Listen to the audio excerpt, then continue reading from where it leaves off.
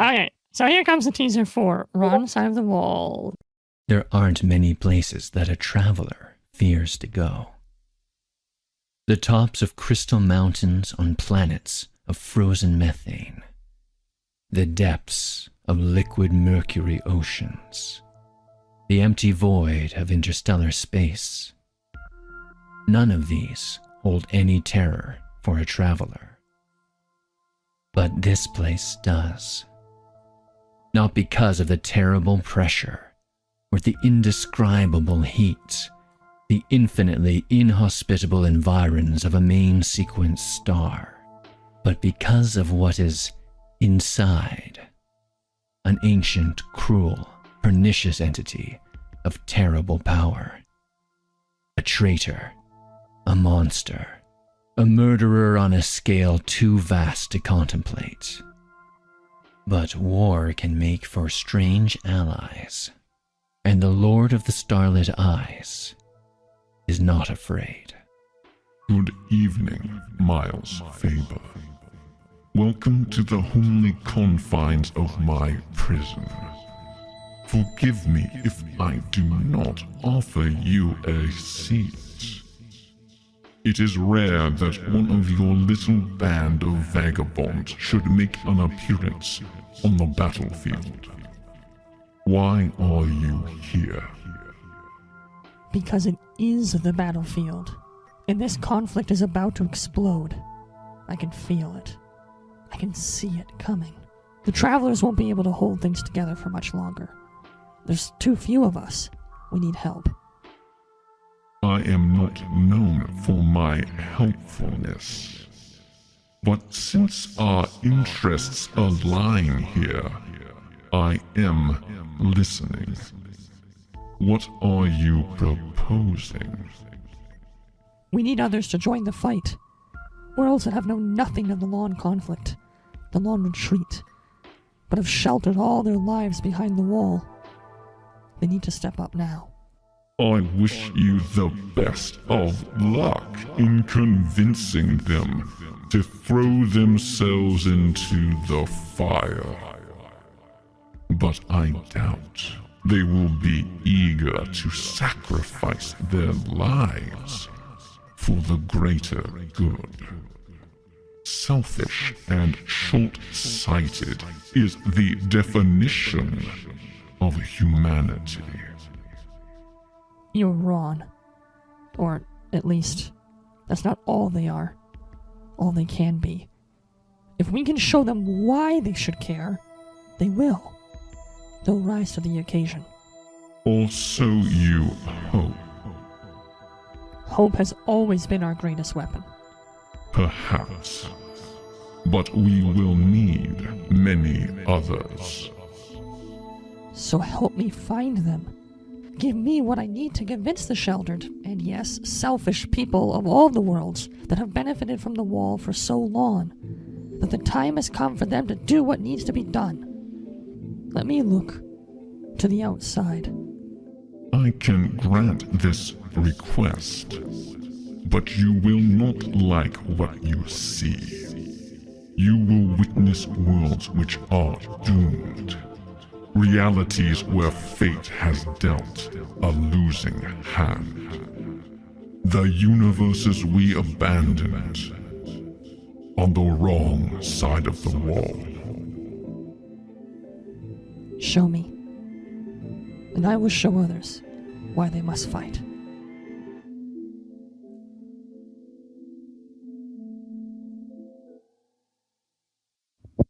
And there it is. Excellent. I'm Still Nathaniel. chills. Still chills. Oh, really, really cool. Thank you again to Christian for writing Senseless, which will serve as the theme song for On Side of the Wall. I really, really appreciate it. Of course. Excellent. Yes. And give for us our a game clap show as for well. it if you want.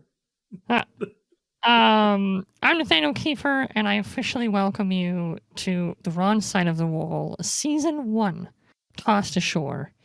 The framing device of Wrong Side of the Wall, as has been laid out in that teaser and also hinted at by Rod Serling picture, is that Wrong Side of the Wall the stories within are Miles's Faber's hope and intention to use these stories of doomed realities, worlds that are at the brink of something terrible, in order to rally those within his confines of reality to rise up for the coming war.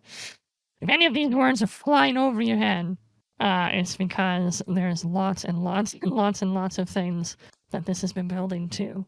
Lots of characters that we have met and will meet again, and all of that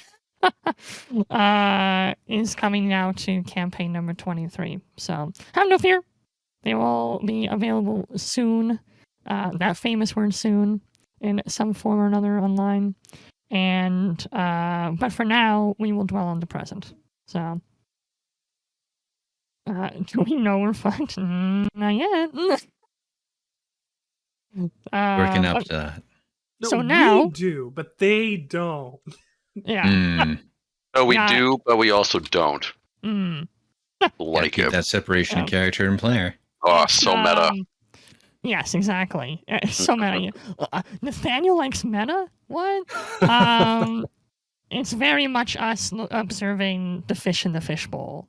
While are they also aware being of the us? fish. While being the fish at the same time, yes. So I'm Wait, the fish. does that mean You Christian were needs the to add fish, fish to all his title? along. Oh yes, the Dread Pirate the Dread Pirate Werewolf Fish, Andre Serrano. There we The go. Dread Pirate Werewolf Superhero Fish, Andre Serrano. There we go. Okay, perfect. There we go. So, Superhero in training fish. mm, He's oh Nathaniel, what are the sharks from Vampire called? Sharks. oh, you mean the big yokai things? The We fight one in were-shark. Bloodlines. Yeah. Oh, Yeah, yeah. I don't remember. Chris, you're the encyclopedia on. Something Uh-huh. Gami, maybe. Yeah, okay. We just call them werefish. Where sharks? So, where there be sharks? All right. So, with that being said, I have one more piece of audio to play for you, and that, of course, is the teaser to Tossed Ashore. So I hope you enjoy. I'm very excited for all the mayhem and stuff we'll be getting into in the next 6 weeks.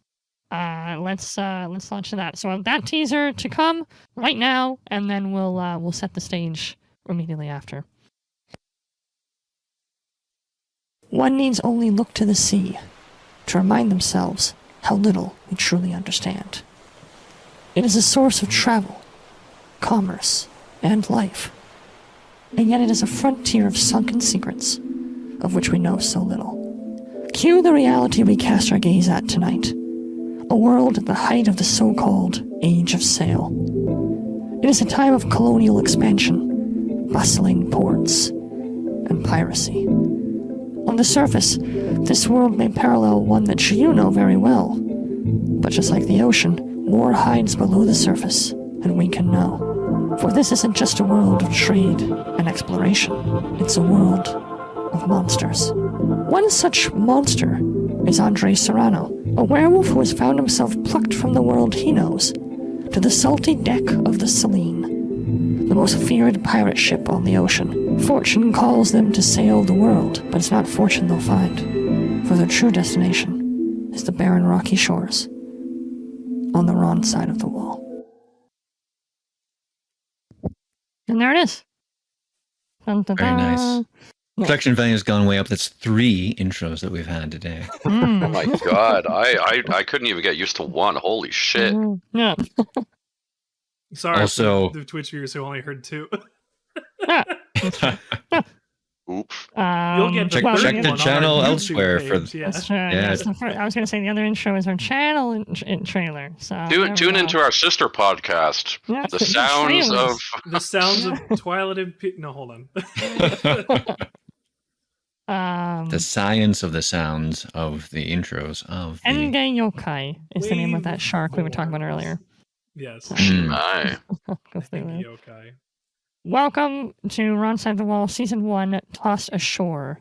So we do come to a reality, a world, like I said, in the height of the Age of Sail. One that parallels 13th, 14th century Earth. There is a major continent that parallels Europe, which is called Thea.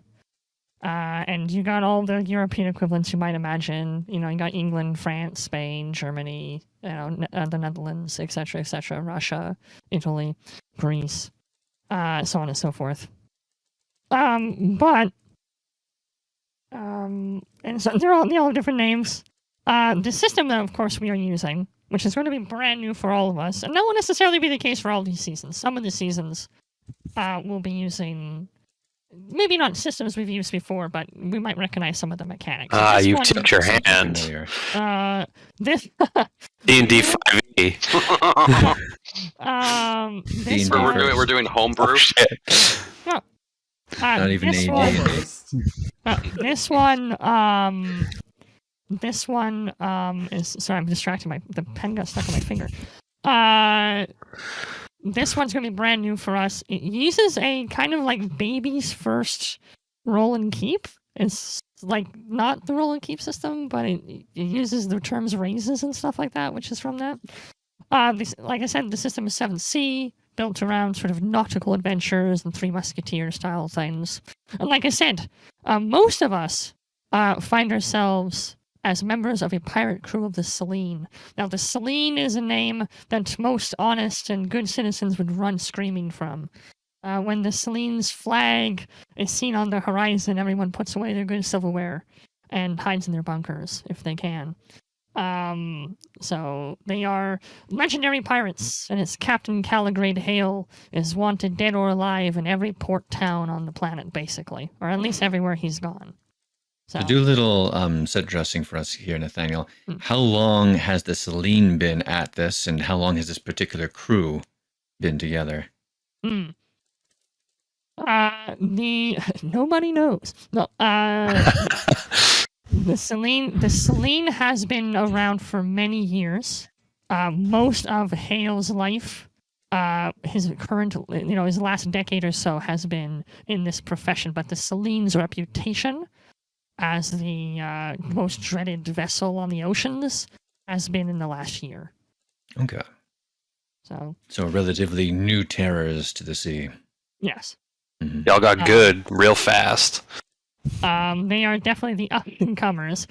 Many other sort of long-standing pirates have found their territory encroached upon and sort of seized by the Selene's much more successful and a coordinated crew.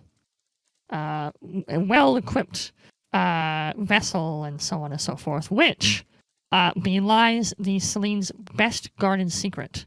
One of which only the most senior of the men aboard the Selene know. The Selene is not a simple pirate vessel, but in fact a privateer vessel, which answers to the Crown of Castile, this world's Spain equivalent. And they actually have authorization from the Crown to commit acts of piracy against other nations, provided, of course, they avoid Spanish ships. Though, Hale bites the hand sometimes. Things happen. Dead men tell no tales, after all. Just Now, don't is leave it- any survivors, and then who knows? Is Yeah. it It was a Spain, monsoon, or is it tsunami. another name? So, like I said, it's Castile. Oh, Castile Castile. is- Okay, sorry. Spain, the- by any other name, would Yeah. something, The something, Castile. something. The rains on the plains in. I know it. So, wielding this unfair advantage and a very powerful nation that specifically looks the other way, the Selene has seen a lot of success in the last year, becoming the sort of prime pirates for hire. Solves a lot of the problems that pirate ships historically had in our own world, where they didn't have any friendly ports to pull into when they needed provisions, or they needed new crewmen, or they needed repairs. Yes. In our case, we can just quietly head into a Castile port, fly the appropriate flag, get the repairs and the men and the provisions, and then head back out to be the terror of the seas again. Exactly. And from Castile's point of view, we are very much a expendable force. If we were ever captured, of course, then we don't exist as far as they're concerned. Ooh, are Who we gets double captured? agents? So, Do we have to Yeah. trigger the ghost protocol? Because hot damn. so I say most of you are crew members aboard the Selene. There is one of you amongst us tonight who being on the Selene is going to be brand new for them. Something of a surprise. And for that, we turn our gaze to begin the story here to Andre Serrano. Now, Andre, the last thing you remember was being at the top of a ruined CN tower.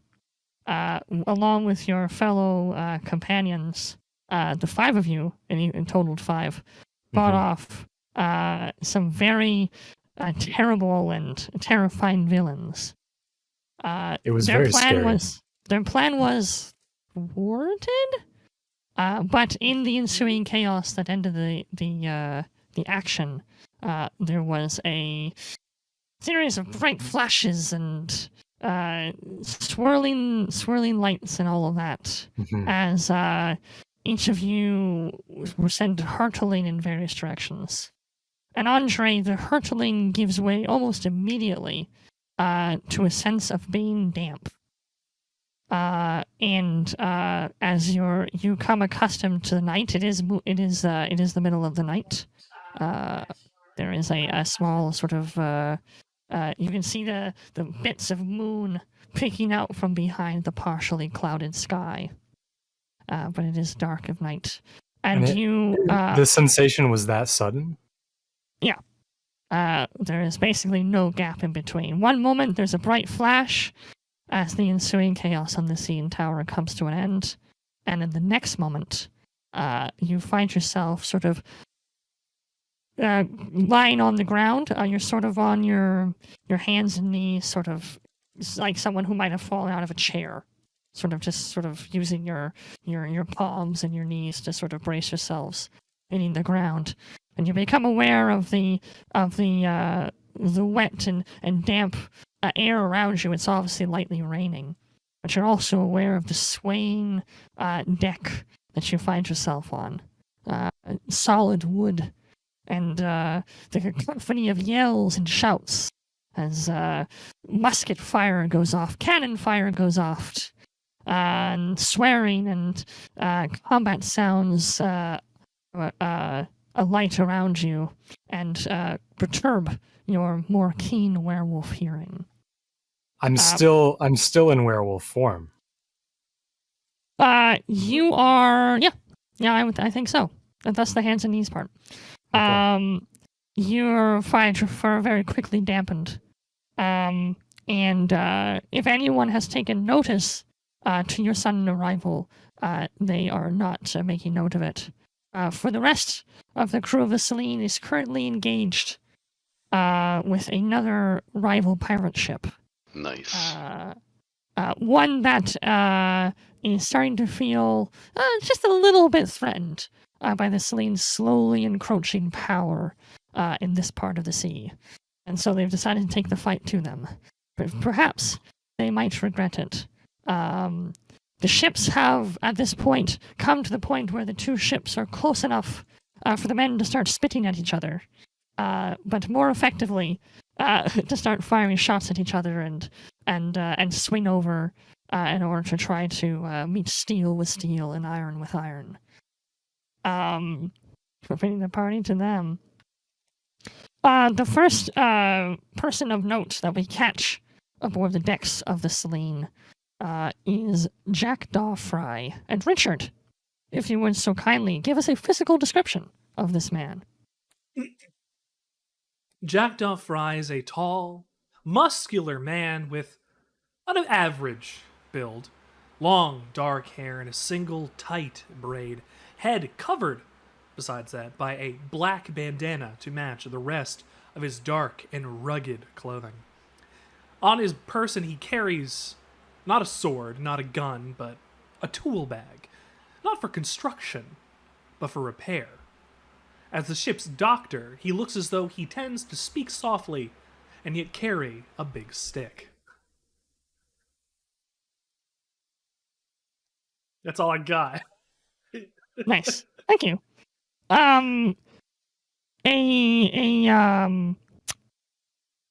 pirate from this rival ship notices you on the deck of the ship and waves a sword in a threatening manner and starts to make strides towards you. What is your immediate reaction?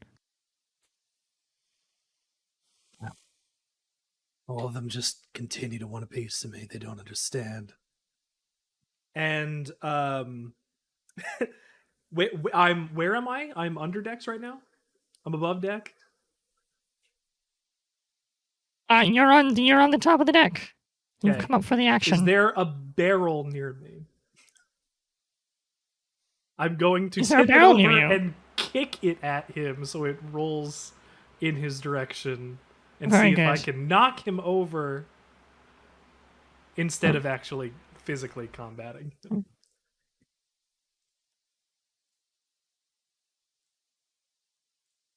Yes, and for the sake of cinematic introductions, you are successful, although dice Excellent. rolls are soon to come.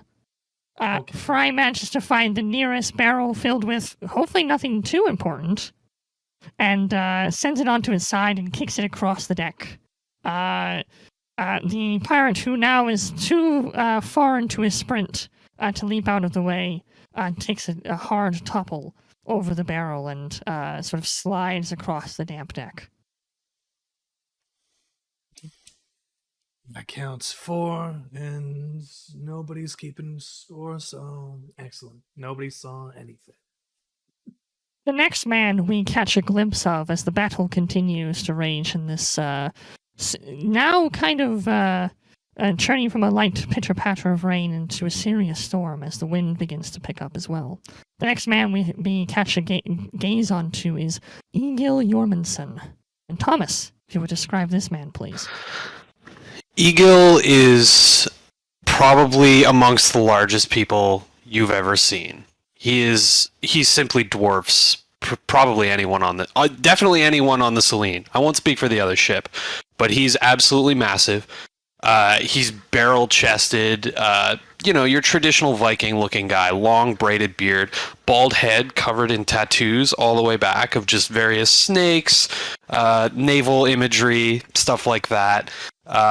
He's wearing like black grease paint below his eyes to lose the reflection from the water as much as possible. And he's simply beaming at the opportunity to make combat on the open water. Right.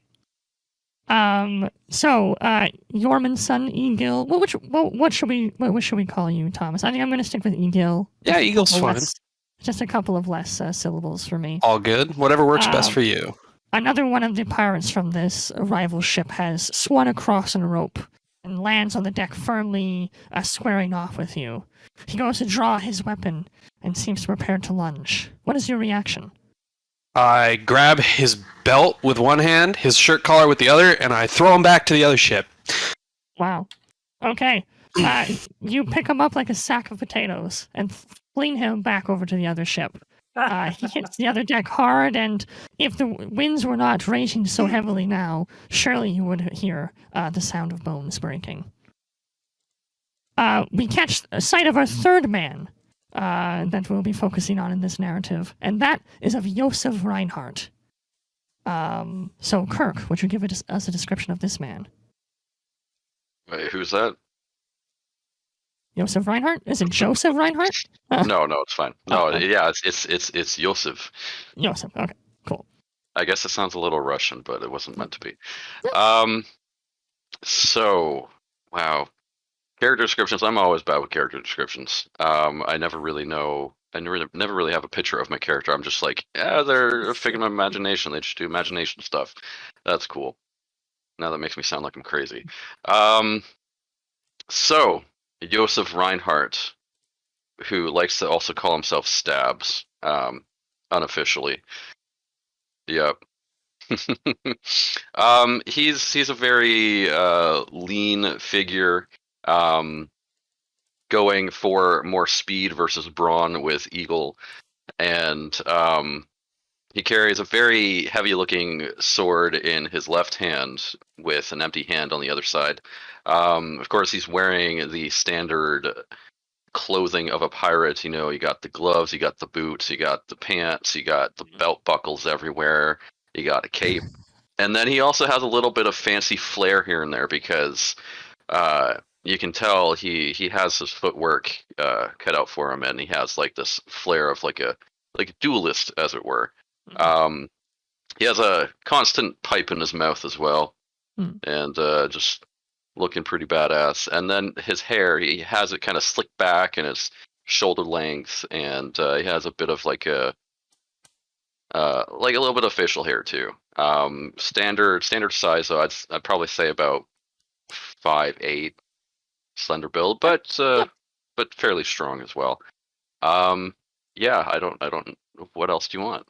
Oh, that makes sense to me. Oh, I liked the cape. That was a nice touch. You'll probably have issues with the pipe in the storm, of course. I was close, 5'8". Yeah, somebody guessed 5'9", but yes. Me. well, and see, the cape is like a Batman cape where it never gets in the way. I so see. you're not going to get sucked into a Naturally. jet turbine? Yes, that's No, this is not Incredibles. No capes. yes. So what you guys don't know is that Kirk spent all of his vantage points on buying that one that lets your cape always blow in the wind, even if there's no wind. That was That's right. only He's 5 got an points? attaché carrying That's around almost 5 points. Yeah. a really big leaf. Yeah, Nathan gave me a pretty harsh penalty for it. Yeah. Meaning that I can never not have it in the wind. Meaning even when I'm sleeping, it's in the wind. That's right. So When I'm a very serious moment, it's in the wind. When I'm Just a sharp drowning, it's in the flapping wind. noise. that's If right. there is no wind in the middle of sea for some reason, we can tie you to the mast. It's like tinnitus, except that his cape's always blowing. Anyways. And our fourth Very closely related. our fourth member who we will zoom in on. Oh, is I don't none get to other- stab anybody? Oh yeah, right. Sorry. Yeah, of course. Let's stab somebody. One of the other pirates swings across. Sorry. Good for you. You're not standing it, dude. We went so long making the cape joke. I thought you were going to stab somebody. Rick did that 3 Well, times clearly. today before the session, so he's That's right. hyped up for it. There you go. Again, another pirate from the rival ship swings over on a rope. Short dagger in his mouth. He pulls it out and notices you, Reinhardt, amongst the crowd. He snarls at you angrily and starts to run towards you. What do you do in reaction? Really? Just one of you? Do you know why they call me Stab? Well, do you know why I call myself Stabs? No? Well, you're about to find out. And I stab him a whole bunch. As he goes to lunge, he is much too sluggish for your quick blows. No less than 3 holes in the chest. I will leave it to your imagination whether or not they form a smiley face. Yes. Yes, they do. And the pirate falls to the deck, motionless. Our final figure that we will zoom in on this climatic battle is none other than the dread Captain Caligrade Hale. And Chris, if you'll be so kind as to describe him. All right. Caligrade Hale is a tall, broad-chested man, a few strands of grey amongst his black braid and his short beard. Wears a long broadsword and a worn scabbard, and a long bandolier of pistols, each gilt with strange characters picked out in gold, nestled amongst his rich red cloak and the hard-wearing leathers of his kit. His skin is wrinkled and salt-worn. His hands show the scars of many a hard-knuckle brawl, and his blue eyes are bright. When he smiles, which is seldom, you see gold. Nice. None other than the first mate, or quartermaster, depending on what circles you are in, swings over from the deck of the opponent's ship, and makes eye contact with you, Hale. He pulls his sword from its scabbard and makes motion to engage you. He begins to walk towards you. Poor life choice, but I'll honor it all the same. And I let him get within fighting distance of me before I step on his foot and slam my heel into the knee of that same leg, breaking his kneecap. And then as he drops down, pull a pistol and finish him off. Bang! Better luck next time. He hits the deck hard. Epic. The blood sprays from the gun and splashes across the deck. So, Too epic, man. Some of the best character introductions you've had, I might say.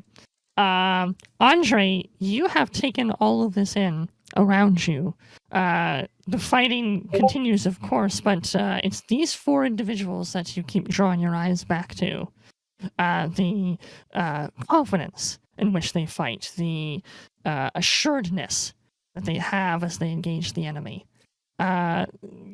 Maybe it's a supernatural sense of yours, maybe it's just eating off of their personas.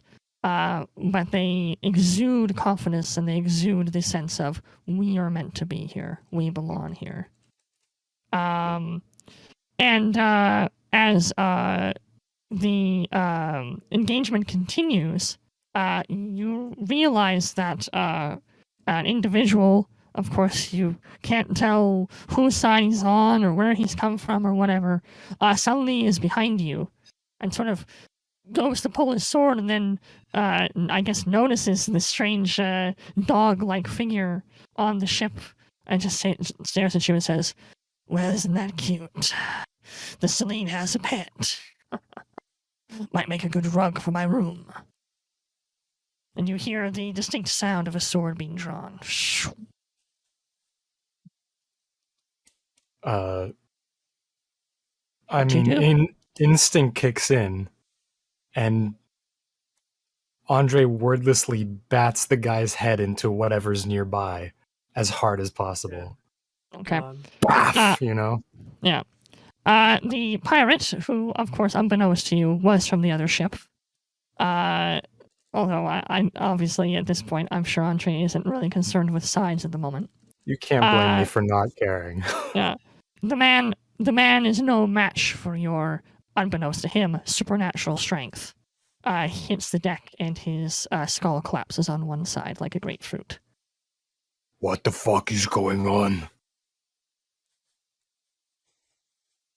At this point, can we have, from my other 4 characters, so everyone who's not Christian, could everyone just roll one single d6 for me, please? I got a 5. 4, I got a 5, 4. and Chris I'm got a Austin. 1. Fry, Right. you are the first person to notice that there is suddenly a large wolf sitting on the deck of the ship. Perhaps Is you that have noticed wolf him. or wolf man? So, I believe. Oh, I guess Because you're I've in heard your- some talking. Yes, yeah, true. I would be You're- in my yeah. half man, You're half half, You're yeah. half. You're half form, yeah. My So werewolf yeah, that's form. right. So that's what I assumed. That's why when Andre spawned in on his hands and knees before he got up, the guy assumed it was like a big dog or something. Mm-hmm. It's dark. It's wet. When he Well, turned he wasn't to get up, wrong. when he turned to get up and slam his head into the ground, now it's kind of obvious he's no regular dog. Fry, you He's are the our first dog. You are the first person to notice this sudden hulking wolfman on the deck of the ship. Now, I should note that while Miles hinted at this being a world of monsters, none of you have ever had direct contact or real contact with anything like this. Oh, sure. Just like in most places, legends tell of creatures who hide in dark forests and the undead and creatures who suck blood and monsters beneath the waves. Every pirate's heard legends of the mighty Kraken. But to actually witness something like this, it's got to be the trick of the light or fatigue or something. But that doesn't seem to be the case, because you don't often see fatigue or a trick of the light smashing a man's skull in. I think what what Fry would see would be after performing that coup de grace on that fella. Yes. Andre would have probably looked for a corner to back himself into. So that's probably what Fry would have turned to see. Okay. So he's watching you. Which, from run his into- perspective, might just see this sudden huge figure that just smacked a guy's head in, running across the deck, Yeah. Yes. right? Not knowing that he's going to try and find somewhere to Yeah. figure exactly. out what the hell is going on. Anyways, Fry, the ball's in your court to react to this sudden intrusion.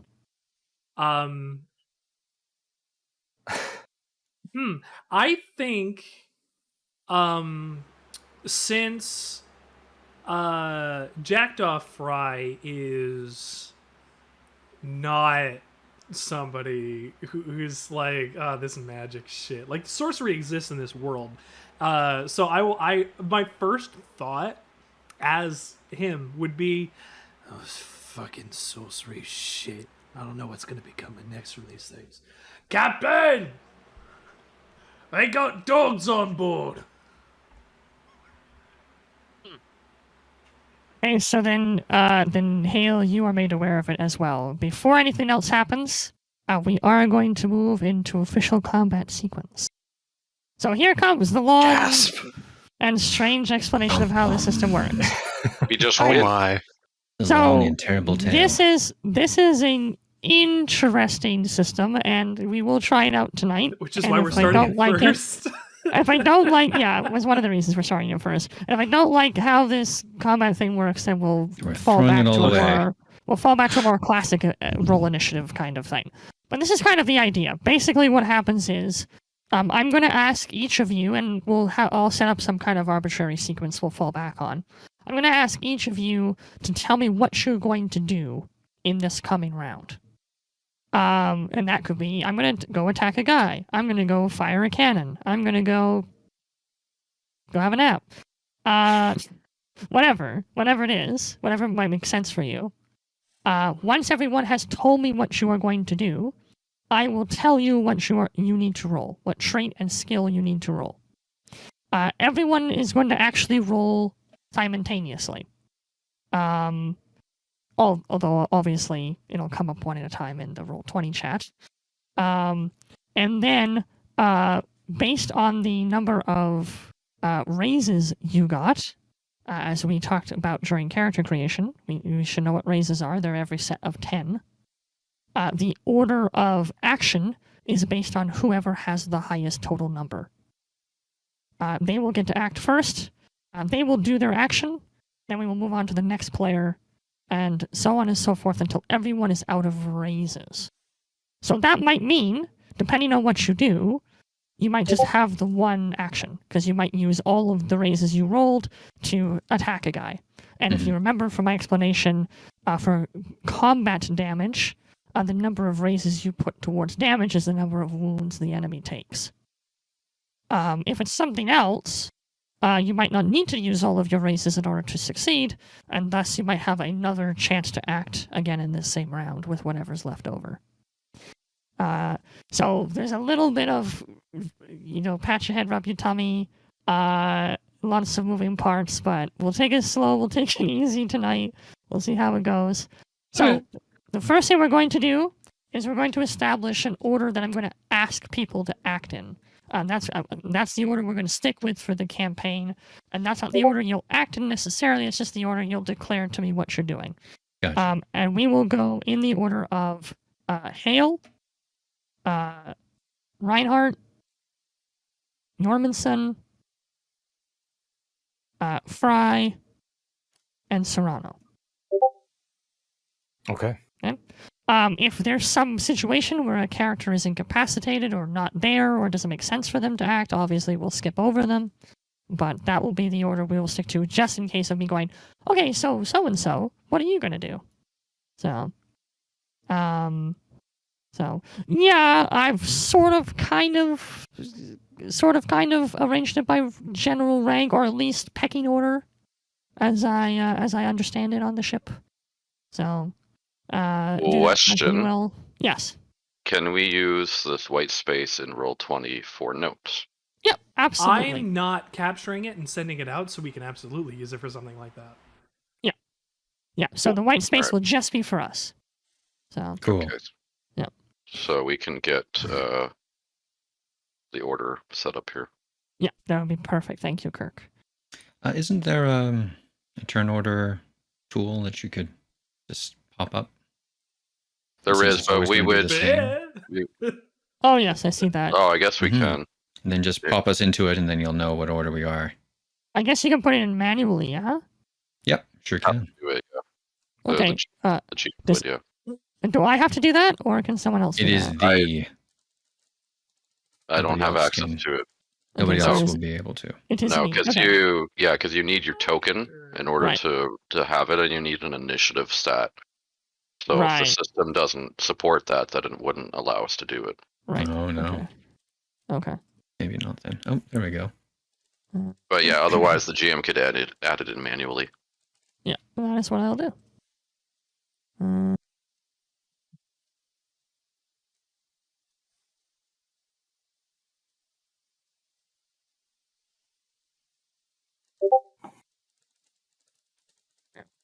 I got a fan, guys. All right, There you there we go. There we go. And then I should be able to hit that button to advance. Perfect. Okay. Excellent. Okay. Perfect. Hierarchy is still hierarchy. Through the magic of computers, so. straight to your eyeballs. Computer. Anyways, so we will start then with Chris. So let's set the scenario a little bit more cleanly now that we've all had our cinematic introductions. What are we doing here? We have established that a storm is picking up.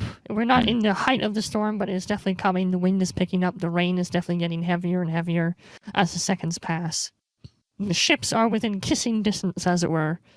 The ship has closed to try to take down the Selene, and the Selene has allowed it to to show their dominance. There is the captain of this other vessel somewhere. You can hear him barking orders at his men as they swing across, but he is somewhere on the deck of the other ship.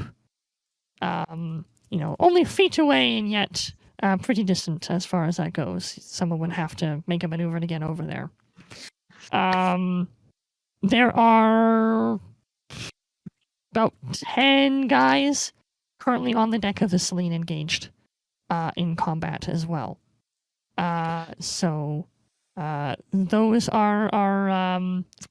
Those are the brute squad guys. The system's mooks. And so damage from them is abstracted in any action that you might take that could be dangerous. So like in Masks, or Face the Future, or Facing the Future, which also use masks, there is no specific enemy turn unless you have a very major villain. Otherwise, the villain's moves or damage or attacks are sort of melded into the actions the players take. Would this captain also be a mook?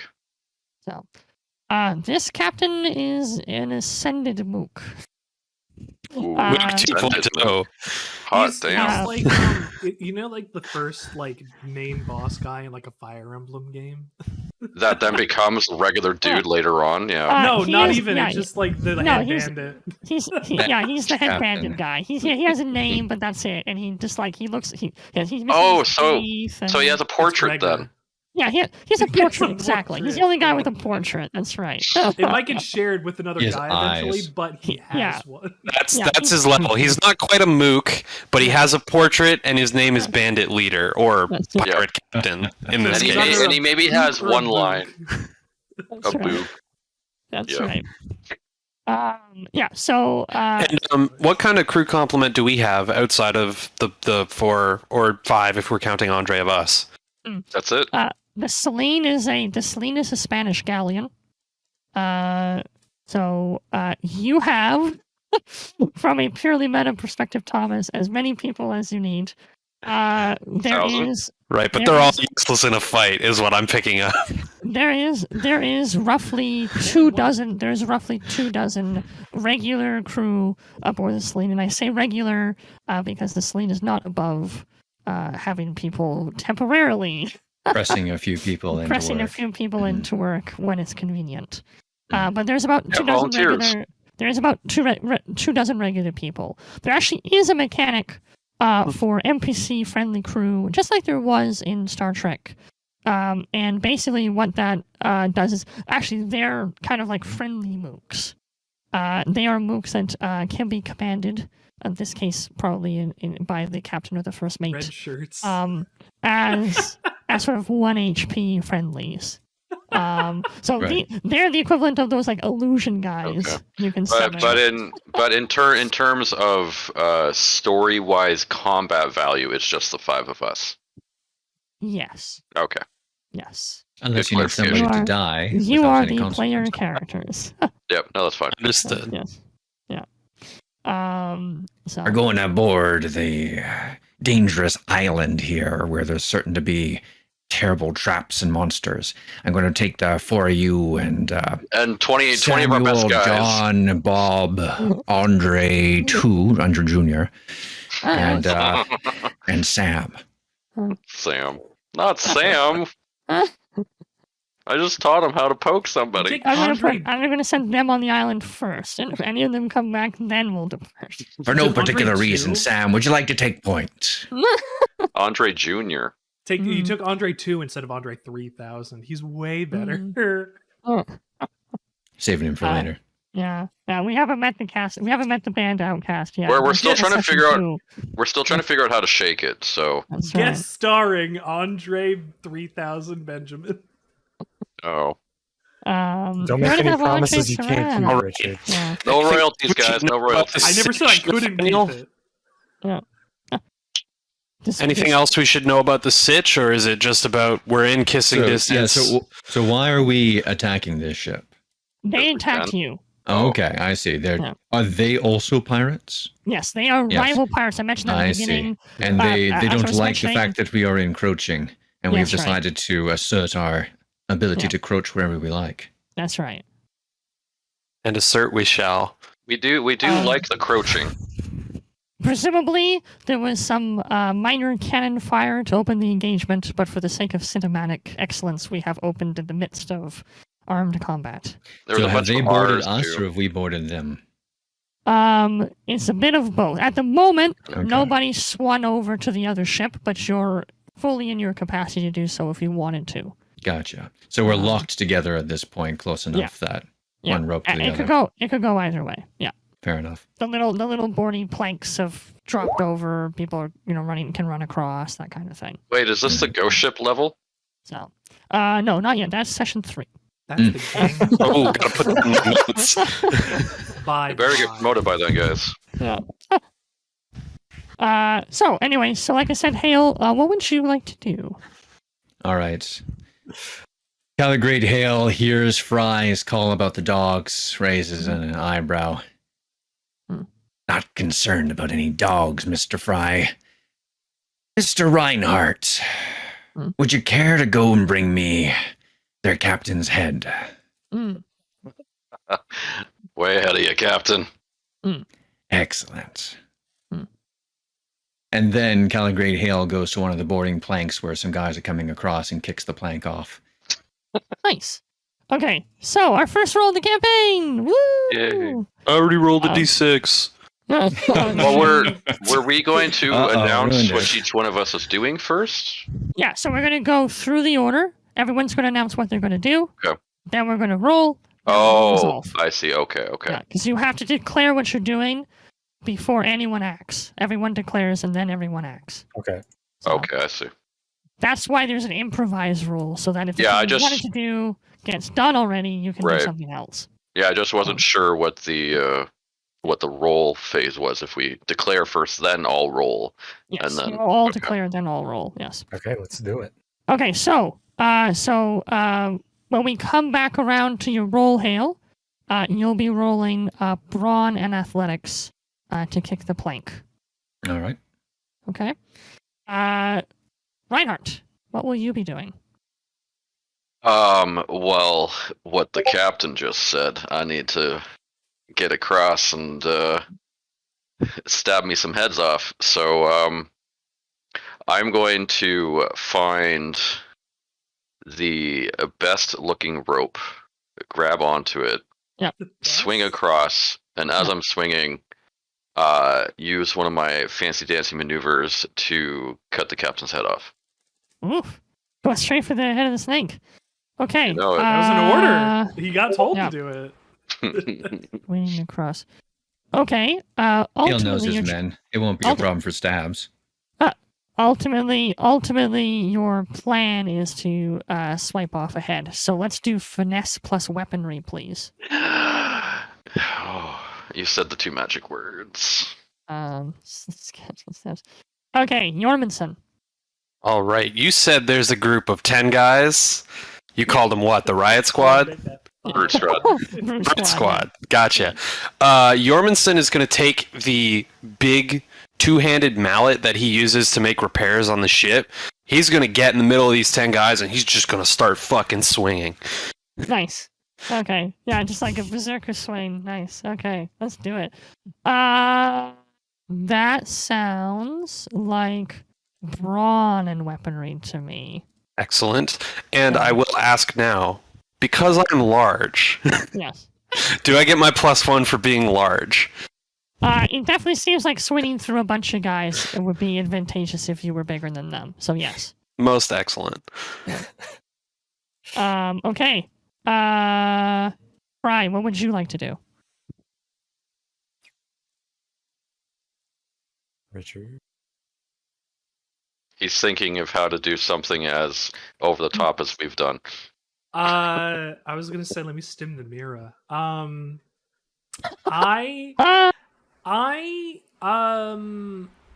want the captain doesn't have any time to deal with a dog. That doesn't mean that dog is not still a proper threat.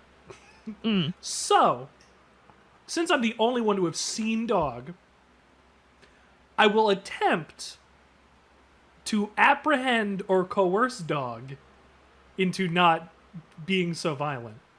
Okay. In Captain's defense, I did say dog, but that's all I know. It's big. It's a big Not dog. giant right? fucking yeah, dog. Yeah, man. yeah. Who cares? It's a dog. To them, there's big dogs out there. But he's gonna chase dog down. He's going to hopefully not be threatening in the act of chasing dog down. Okay, so you want to sort of corner the dog in a non-threatening manner. No, this Nice is doggy. this is a dog that killed a man. Corner is not exactly what I want. I want to get into a position that is safe with big air quotes, so that I can run away if I have to and talk to him. Okay. Potentially outside his immediate melee range. Okay. That so sounds chase like... down more than, Right. Okay, that sounds like resolve or panache, your choice. Okay. Plus convince. And animal handling. Oh, wait, wrong system. Yeah, resolve or panache plus convince. And finance. Okay, and Serrano, what would you like to do? Andre. I would just want to remind everyone before Christian speaks. All of these are considered to be happening simultaneous. So even though you're declaring after someone, what they're going to do hasn't happened. It's going to happen. Right. So, yeah. Andre. Sorry, I'm seeing people giving me dog commands in the chat, and I hate it. As far as we know, you're only a dog right now. We don't know any better. So, I want to ask Nathaniel, on the ship, is there a spot that I can find that's there's nobody there and I can try and hide? Is there a spot that I can run to sort of back myself into? There is, it's a like I said, it's a Spanish galleon, basically. Yeah. It's a converted Spanish galleon, and it's the bedlam of combat. So, is there lots of little boxes to, solid snake your way into? Maybe not on the deck, but there's two options. If you want to sort of stay up here, there's lots of places you could kind of scuttle off to where people are way too distracted or focused to worry about you. Or you could try to see if you can like slip below deck, find the hatch if there is one, get out of here and like literally make yourself scarce that way. Yeah, I think jump off. I think being in a panic, Andre would violently slash his way into a hatch, like not carefully trying to open it. Like he is trying to throw that thing and get down below. Okay. Yeah, he's trying to get down below. Yeah. Okay.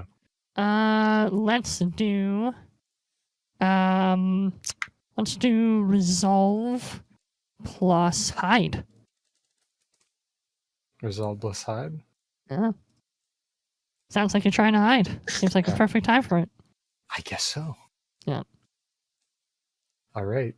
So, and for those of you, again, and just because we are learning, my rationale for resolve instead of something like finesse is that Andre's main opposition here is his own panic state and the bedlam going around him, not necessarily whether or not he's dexterous enough to lift a hatch.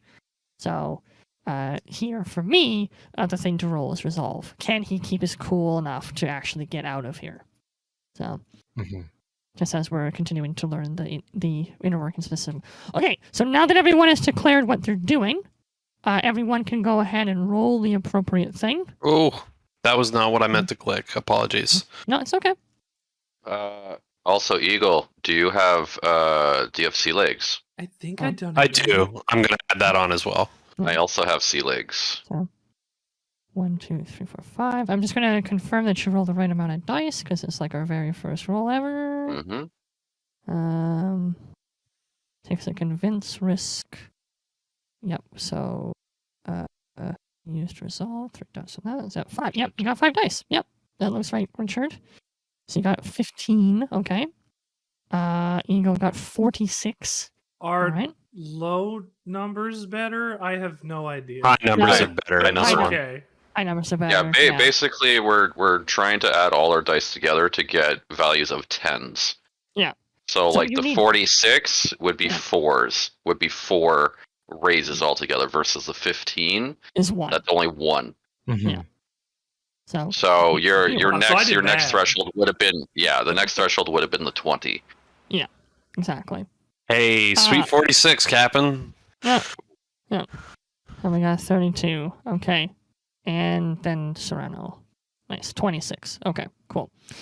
So the idea basically is that all you need is 1 set of 10 to succeed, but getting extra sets of 10s allows you to either avoid the consequences of the action or potentially get some kind of bonus out of it.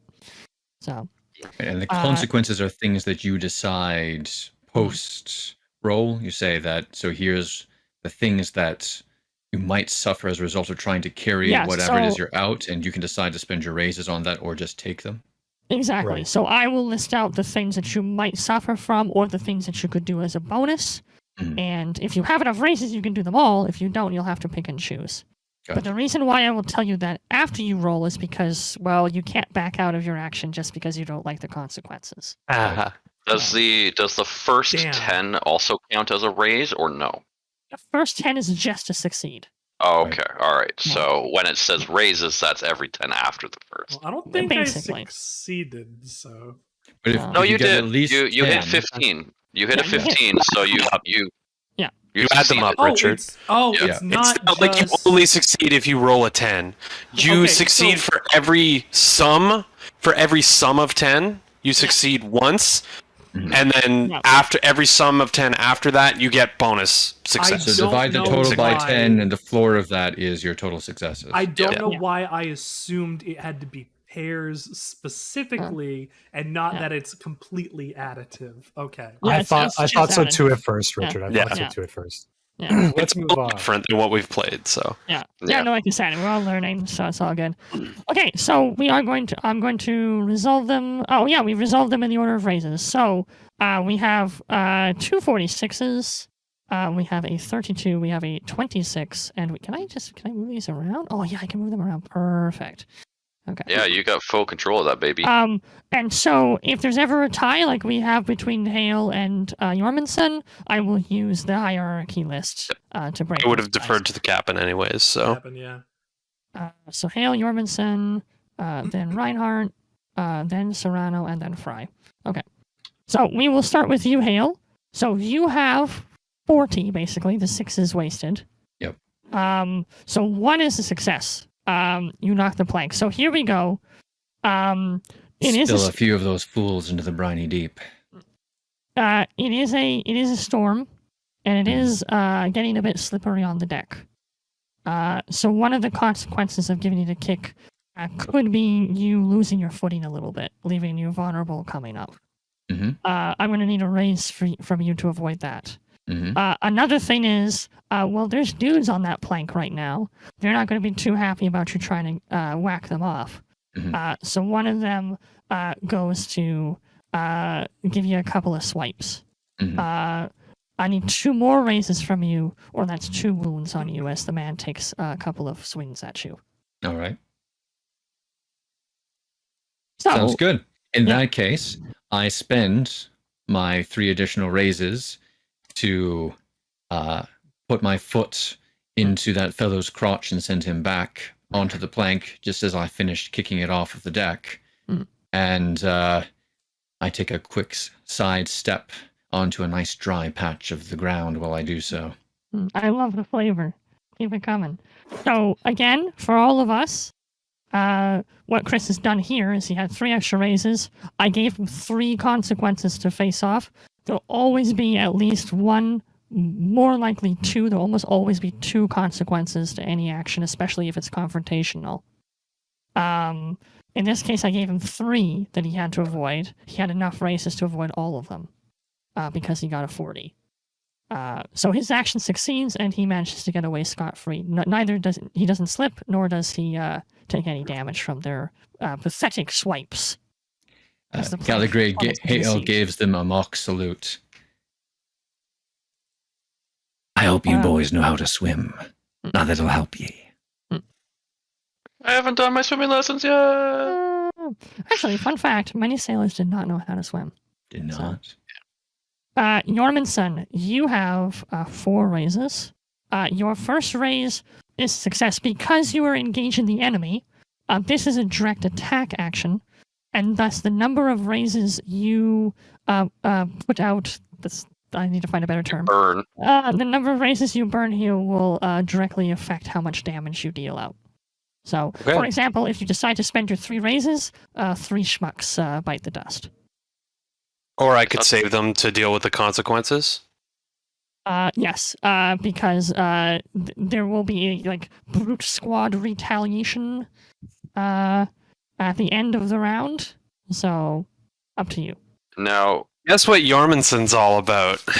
So one question I have, in those hits. Yeah, go nuts.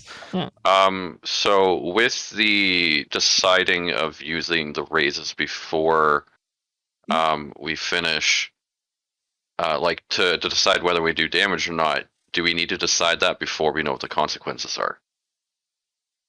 The consequences in combat will always be, and the enemy will hit you back. Oh, okay. So, okay, so it's like I will use all my raises to do attack, but now I have nothing to avoid the deal with. consequences of their action. Yeah. Okay. Okay. Cool. I'm gonna use all of my raises to do more damage. Okay. 3 fools meet their end this night at the end of your mallet. So, 7 remain. And they're looking for a little bit of revenge, but we'll come back to that in a moment. Okay, Reinhardt, you're next. You have 3 raises total. Well, 2 after your success, of course. You swing across and aim straight for blood with daggers in your eyes and a sword in your hand. You identify the captain. Not too difficult. He is the bloke screaming orders at the other fools around. And you swing at him. He notices you swinging. You're not exactly inconspicuous or anything. The cape gives it away. Um, You know it. and he makes an effort sort of to take a swing with his own sword. It's probably not going to be anything fatal, great. You'll probably take a nasty nick on one of your legs though. So it'll be 2 raises to avoid his it'll be 2 raises to avoid his swipe and not take any damage here. Or, of course, you can pump that into Something fun. something fun. Okay.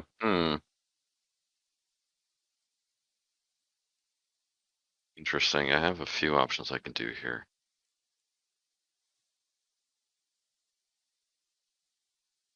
Does this count as refusing to solve a problem using sorcery? Yeah. I mean,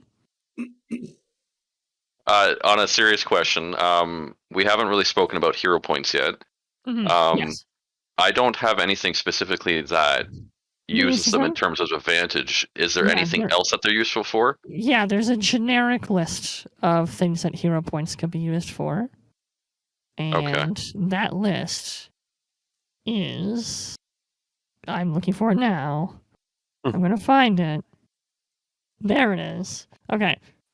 So here, players may use hero points for the following benefits. What page is that? It is page 177 177. of the actual book. It's 79 of the PDF. Yep. Okay. Players may use hero points for the following benefits. There are 4.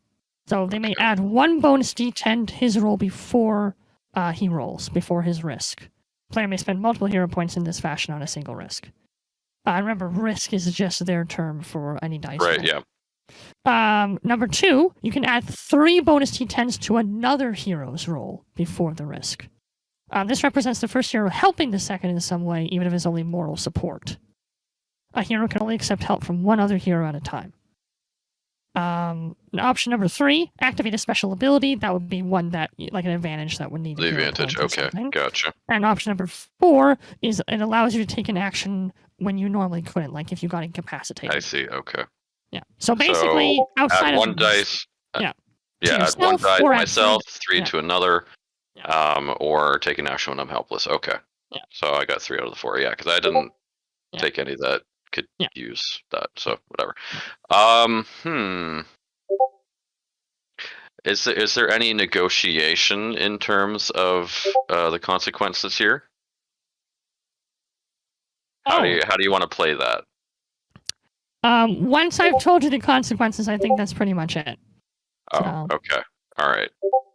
Because I was like, can I use one and just let one go against the consequence and take like still wounds, but to a lesser degree? Yeah, so you could take 1 of the raises and avoid 1 wound, and just take 1 wound. I see. Okay. Cool. Yeah. Cool. Yeah. Cool. Yeah. Cool. So if I ever give you a consequence where it's multiple wounds, you could spend a raise per wound to avoid it, in the same way that you spend a raise to deal out wounds. Okay. So would you Yeah. be telling us how many wounds it would cost then? Yeah. Okay. So this one cost 2. Mm-hmm. Okay. Cool. Thank you. All right. So I'm swinging across, and I am actually going to do that. I'm going to spend 1 because I do need to do that for what I want to do, and I'm going to use 1 to not take a wound, and I am going to swing across as quickly as I can, and with my sword parallel to the sea level here. I'm going to swing towards the captain. Yeah. Get his attention. Oi, captain! Heads up! And I activate my Sabbat Gambit. When I wield a heavy weapon in one hand, my lunge is replaced by the Sabbat Gambit. Sabbat Gambit deals a number of wounds equal to my ranks and weaponry plus my finesse plus the number of raises I spend. Now, in order to trigger a maneuver, I need to use 1 raise, so I have no more raises to spend, but I deal 7 damage. Wow. Awesome. Jesus. Cool. Yeah, finesse 4, weaponry 3. So Right. Gotcha. Okay, so you do take 1 wound. that's fine. Yeah. And Christian has left roll 20. Yeah, you pulp him.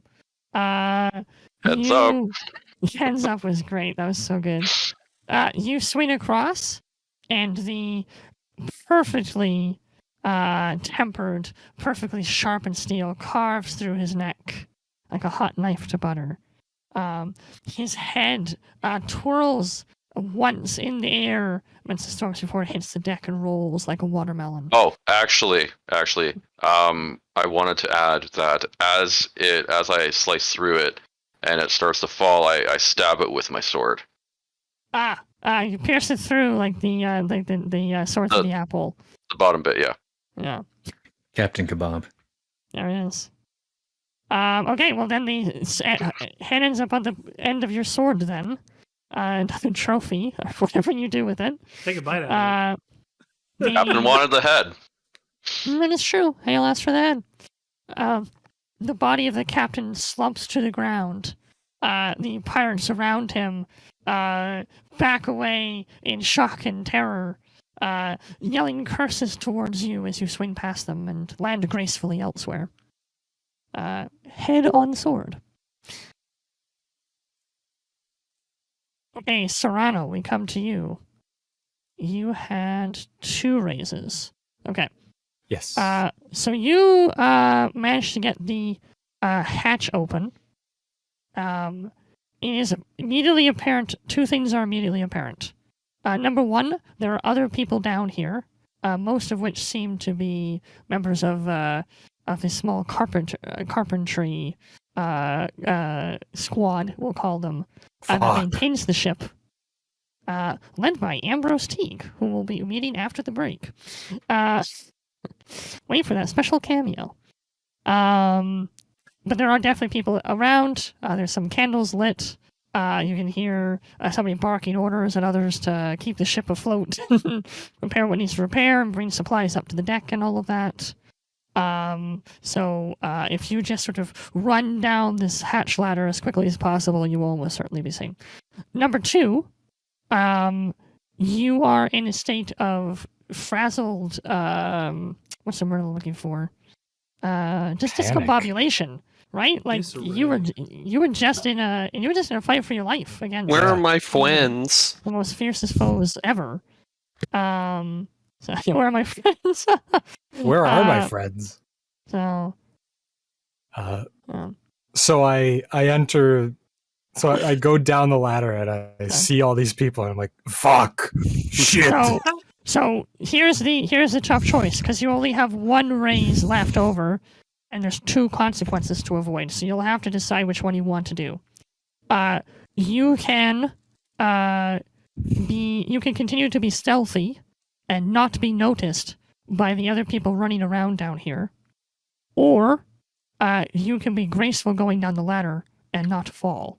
So don't fall, but be noticed, or fall and be vulnerable, but not be noticed for now. All stealthily. Interesting dilemma you've given me. Do you just like not say anything as you fall down the stairs? You could just. I mean, there's an free active fall battle next. going on. It's another thump, right? Oh, shit! True. Ow, It's got a point. I'll fall. Okay. You'll fall, but silently. Okay. The rest of the group is much too busy patching the small holes from earlier cannon fire or getting cargo barrels moved around to worry about a giant wolfman tumbling down the ladder. You sort of fall onto your back as quietly as you can. You do like a little tuck roll. As quiet as you can when you hit the ground, but you've hit the ground. So if something was to come your way, you are in a fairly vulnerable position right now. So, well, vulnerable for a giant werewolf man, anyways. So, vulnerable is always relative. I don't think there's a situation at this moment within the next 10 minutes or whatever where I'm not going to be vulnerable. Nah, it's Let's be almost real. certainly. Let's be real. It's almost Physically kind of the case. and emotionally. Mhm. Yeah. Fry, that brings us to us. You have just the one race. You got a 15, so you have the one success. I have a question. Yes. I have a advantage called Eagle Eyes. Okay. As long as I have clear line of sight, you can see perfectly out to a distance of a mile. If I use a spyglass, I can even pick up fine details, such as the inscription carved onto a wedding band. If I make a risk that relies heavily on your keen vision, you gain 1 bonus die. Can I proc this since I am searching for a wolfman who should ideally be a little easier to see compared to the men who are not wolf men? Yeah, I could pinpoint on it. I think that Serrano's fall down the ladder has also left him in a slightly more vulnerable situation for you to pinpoint him as well. So yeah, why don't you go ahead with that? I guess you could just roll 1d10 on the sidebar. Yeah, you've already got a 15, so we could just add it. 5 or higher, you get another. It's an Nope, 8. nothing happened. So 18, I tried. unfortunately. I tried. Yeah, you tried. Absolutely. So you still only have the one raise. So here's the deal. You definitely succeed. You do manage to find Serrano. He has fallen down the hatch and landed on his back at the bottom. You notice that the carpenters down here haven't noticed him yet.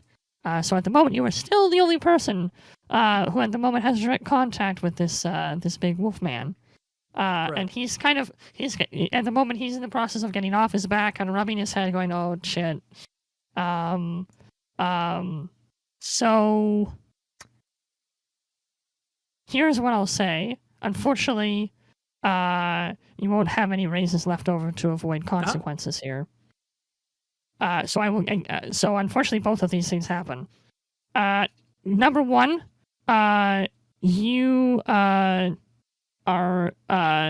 not able to get away from Andre's instinctiveness to sort of just like swipe or push something that might be coming within threatening distance. I'm dead. And number two, you are frazzled enough that the slippery conditions on the deck cause you to take your own tumble. You also fall down the ladder. Yes. You fall down the ladder and land directly on top of Andre. Oh my god! It is an anime moment. Hands on your breast. Where do your hands land? Get that meat cute. And then get off! Get Right off! Yeah. Get off my pecs. Arts for scene in 3. Fry, I want you to take 2 wounds, please, don't as know you land how on something sharp and wounds- pointy. Wounds are at the top of the I page, found it, first I found page. it. Okay. Yeah. So, and every Yeah, she will track 5 it. is a Every dramatic. 5 of them, yeah. And Yeah. you can take 4 total dramatic wounds before you're out of the scene. Your hands. Most of you can take 4 total dramatic. Oh, wounds. okay, yeah, it does Unless, track yeah. it. Okay. Yeah. Nice. All right. Yeah, so you land on something sharp and pointy that you weren't supposed to land on. You take 2 wounds, and you've, like I said, now have landed on top of a big wolf man. Motherfuck. So, Get that and salty language. the advantage, of course, is that because you've landed on something relatively soft. The carpenters still haven't noticed you, so that's nice. Oh, I was And I that was ends round 1. silent. I landed silently as well because I landed on a man who is a wolf. Okay. As the captain's Nice fur-lined cushion. as the enemy captain's head continues to glimmer off of Reinhardt's sword, one of the plank and several men have plummeted into the sea, and a couple other men have been made human pancakes on the deck. The enemy pirates are much less inclined to engage the crew of the Selene than they were just moments ago. A few continue futilely fighting, but any who do are made quick work of. And the rest toss their swords down on the deck. Looks like we have the day, boys. Not that there was ever any doubt. Well done, Captain. Mr. Reinhardt. Thank you, sir. Thank you. What are we We'll going to put do with the that rest of them? Up on the masthead for a bit until it starts to stink. As for the rest of these dogs, bring them aboard and put them under for now. We'll think about what work we can put them to before we're no further use for them. All right, Scallywags, you heard the captain. Let's go. And I start giving them gentle kicks. I see. That Gentle that kick. explains what Fry meant when he said dogs.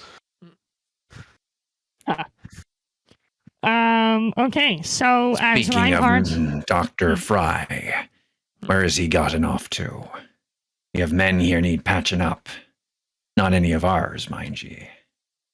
I took a cut, but well, didn't help. him get Mr. ahead of life. Reinhardt, add that scar to your collection. 40 and counting.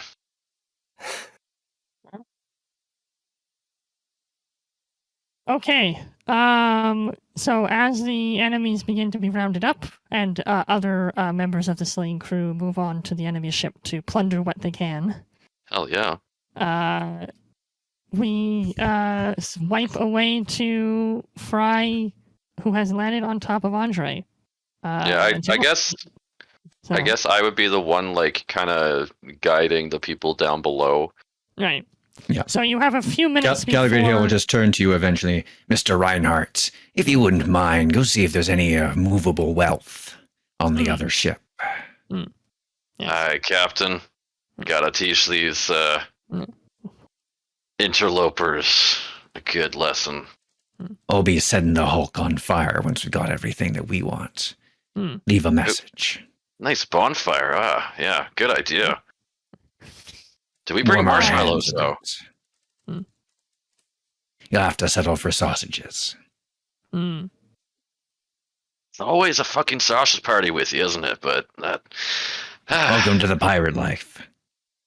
Ooh. Sausage Ooh. party. So we Change know my what nickname Hale to and Puns. Hale and Reinhardt are up to. I have a question for Egil. What's the first thing you would do after a battle like this? Being the quartermaster, I would head down to the stores and make sure nothing got water damaged, and then once all the stores are taken care of, I would help with repairs. Okay, so you're probably the first one who's going to go below decks then, because Reinhardt's rounding up people. So that means Fry and Serrano, you have a couple of minutes before Egil finds both of you below decks. So you have a couple of minutes to resolve your current quandary. Resolve it quickly. So right as Fry falls on me, I'm kicking him off me instinctually, clamoring to get somewhere even further away. Still looking to get into a corner, of course. Right. Get off me! Get off me! Rolling off of the dog man and grasping at the assumedly half decent wound in whatever body part that I currently am having it. Where would you say that was, Nathaniel? Oh, probably one of your sides, near a rib or something. He rolls off to check damage and he pulls up his shirt. That's gonna be a pain in the ass to go and stitch back up. And looks up at after a moment of realization. Hang on. Did you just talk, dog? At this point, I'm against the wall, probably about 2 or 3 meters away from you. Talk, of course I talk. Oh. And I see that I'm still in wolf form. I see that whatever happened, was moments ago. Mm-hmm. Where is everybody? Where am I? Everybody's where they're supposed to be. I'm not exactly sure where the fuck you came from. And if you didn't join in on the boarding party, then, well, I don't have answers for you. But he goes and holds a cloth to his wound and applies pressure. Andre's claws sink into the wood of the floor under him, and he says, "Where the hell am I?" This is Selene. Finest pirate ship this side of there. Pirate ship?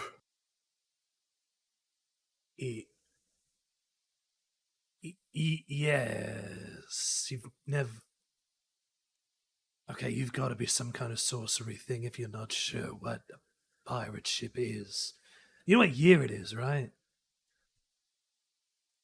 What year it is? Okay, this is slightly above my own pay grade. Look, depending on whatever I landed on, I might, if you're not going to hurt me, might need you to hold this against my side a little bit, so that I can keep prepping some stuff. Because I don't want to bleed out today. And he gestures to the rag soaking up blood on his side. Right. I don't know that Andre right away does help you. Okay, that's fine. He stays in his corner. He says, "Go away." Fuck. Make it harder on me, don't you? And it's odd, but you see him go into his bag and pull out a thick boy needle and put it into a little bottle, fill it somewhat, inject it into his own arm. And after a moment, you'd see his eyes roll back a little bit. It snaps back into existence. All right, that'll take the edge off, and I'm gonna be fine for a minute. Okay. Oh, land sakes, I feel like I got a big truck. What the fuck are you, anyway? I am Andre Serrano. I am a werewolf. Oh. A werewolf. And I think something terrible has happened.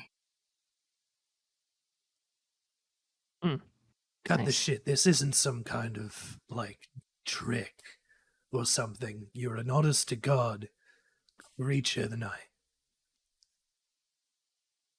Night, daytime, it doesn't matter. I think that's gonna be a bigger problem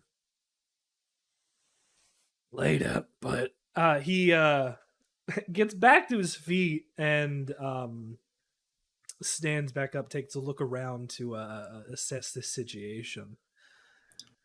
Below deck. Wait. Don't go. I need you to take me to land. I need to get away. Land. You're joking. Please. I can't stay here. We are miles. As far as I can tell, I'm no navigator, but miles away from the nearest source of land. I'm not sure what to tell you. Thousands. Shit. If it doesn't even matter how far we are, it's days until we hit any kind of port. Andre finds a sense of calm in that inevitability, and you see his body start to shrink and his form becomes that of a human man. Shoulder length dark hair, scraggly patchy black beard, dark thick eyebrows, olive skin. He's a thin athletic man, not too tall. When he changes back, is he wearing anything? He is not. Okay.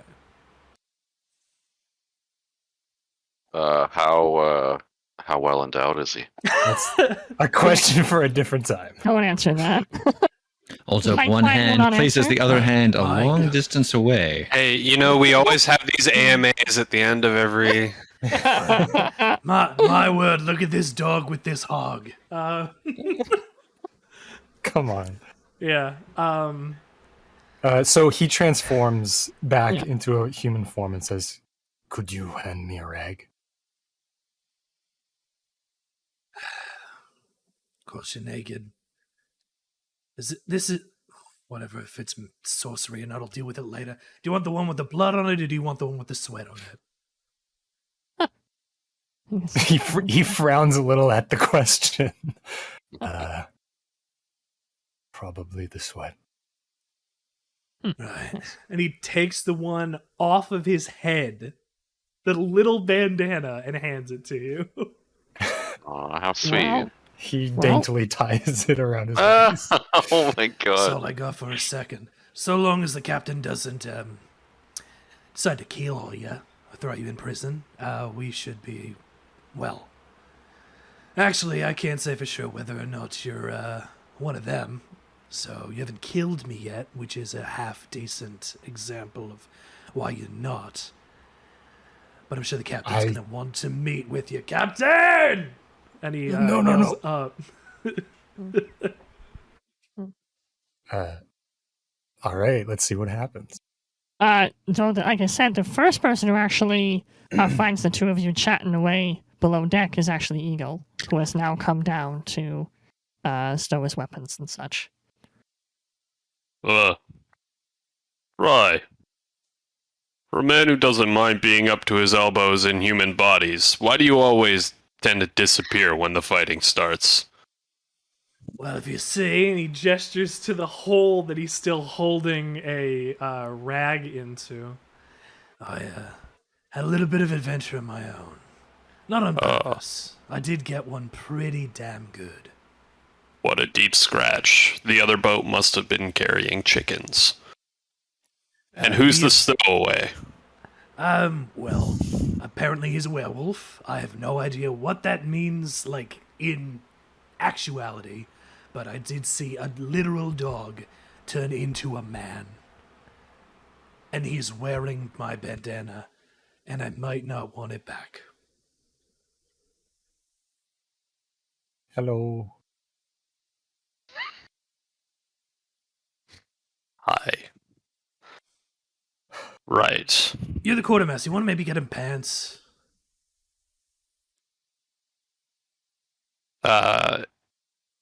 Eagle walks over to the hatch where there's like a sheaf of parchment on the wall with a dagger, and he starts flipping through them. Right. Right. We can spare a pair of trousers for the. I mean, All you right. could just If take one not off the for body. if not for any reason other than to make him presentable to meet the captain. Right.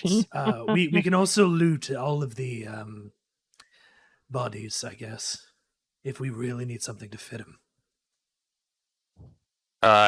Eagle moves over to a crate, which is nailed shut, and he just wrenches it open with one hand. Nice. Nails coming out with the wood, and he tosses a pair of trousers over. I catch and then put it on. And hand the bandana back. So Eagle is that guy who has to crouch significantly through every door. Probably. That's I think the vibe I'm getting here. A lot of doors, yeah. Yeah. Thankfully, like the underside of the boat, until he's getting to the lower Yeah. cargo holds, he can normally stand full, but there's a bit of open space. Yeah. yeah, So right. Okay. Well, I need two things. One, so I gotta talk to the captain and make sure he's not gonna kill you immediately before he can ask you questions. And two, I might have to go and steal some teeth from some dead bodies. don't know about that second part, but the first part actually brings a question. If he gored you with his werewolf claws, it's been a while since I've even heard tale of a werewolf, let alone Wait, finding shit. one on the open sea. Hey, hang on. Wait. But, Are you implying that I could be a werewolf too? That's not how it works. I don't know how it works, but he would know better than me. The real question was, if he gored you with his claws, and he obviously wasn't part of our crew, why haven't you tried to restrain him? He was obviously on the other boat. Well, I'll give you the rundown of exactly what happened. I kicked a barrel at a man, saw a dog, told the captain I saw a dog, fell down a hole, landed on the wolf man, got gored, shot myself up full of some cocaine, and now I need to go hopefully stitch myself up. So I'm not from. That's the last I'm not. 2 minutes. Sorry to interrupt, but I'm not from the other boat. Oh, a werewolf and a mermaid, huh? There was a mermaid too? No. There's some weird stuff going on, and I appeared here suddenly. I don't know quite how to explain, but Where did you come from?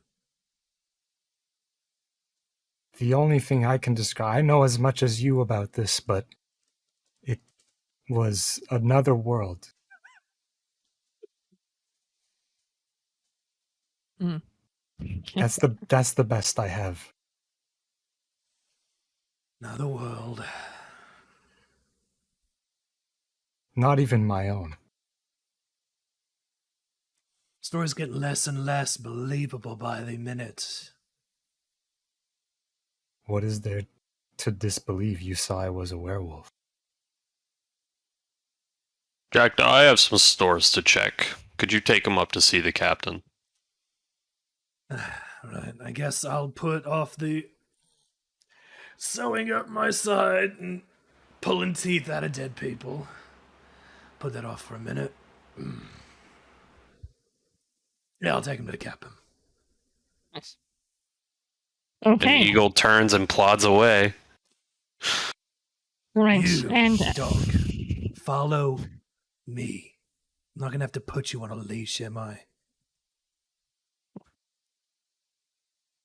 You can call me Andre. That remains to be seen. okay. And as Fry leads Serrano towards Captain Hale, we will take our break here. So, things are happening. It is Strong start. 9:34. Woof indeed. Wolf indeed. And it's 9:34. No, it's 9:35. Let's get back together and have some more fun at 9:45. I'll see you in 10. Okay. See you then.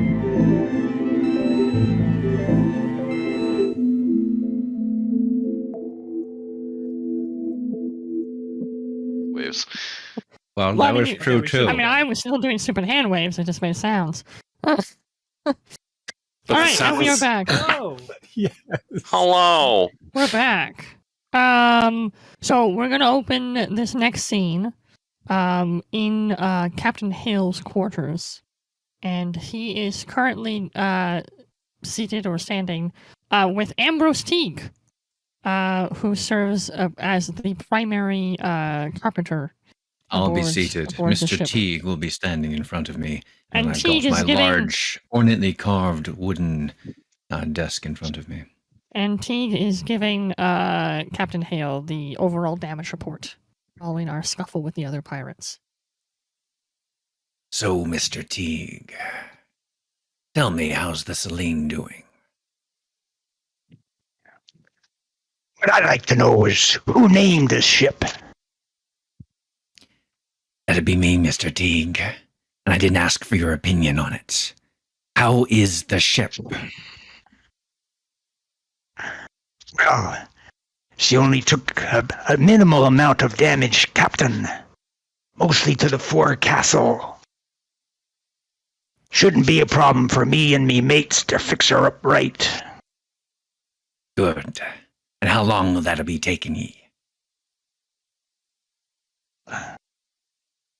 I reckon if we get an extra ration of rum, it won't take too long at all. Maybe once you're done, Mr. Teague.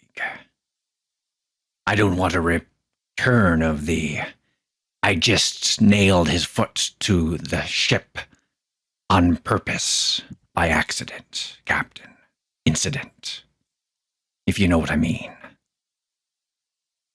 Get your drift, Captain, and it'll be done post-haste. Good. I'll be expecting it to look just as good as when we came out of dry dock by the end of tomorrow. Might be even a little bit better. Don't let me keep you then, Mr. Teague. Yes, Captain. Love it. Ambrose walks out of the captain's quarters.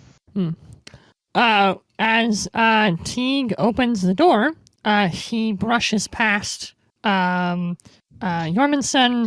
Fry, and Reinhardt, who's joined up with them after throwing the riffraff in the brig below, with a unexpected guest in tow, who of course is Andre Serrano, now wearing a pair of trousers that he has managed to secure. Fry can decide whether or not he is taking back the bandana. How is the storm at this point? We have flashed forward to several hours later. So At this point, we've plundered the other ship. We've set it ablaze. We've captured who we want to capture. We've taken what we want taken. So the storm is still going, but we're sailing as best we can. So, but to set the mood, this ship would definitely sort of be rocking to and fro. For those of you who have lived your life on the sea, aka everyone but Andre, you probably don't even really notice it. So, but Andre is probably feeling pretty green. So, for many reasons. Yes. So you said everybody was gathered together with Andre at this point, besides myself and Mr. Teague? Yeah. So as Teague goes through the door, he would probably brush past the four of them coming in to see you. Okay, well, as a point of order, then I'll say that only Mr. Reinhardt is allowed to come into my office without being summoned. Right, understood. So and then he can let the others in once he's asked my permission. Okay, so the other two knowing that would stop at the door, and then Reinhardt would step forward.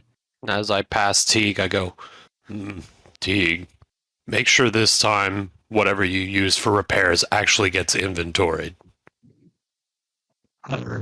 I'll give it some consideration. Keep walking.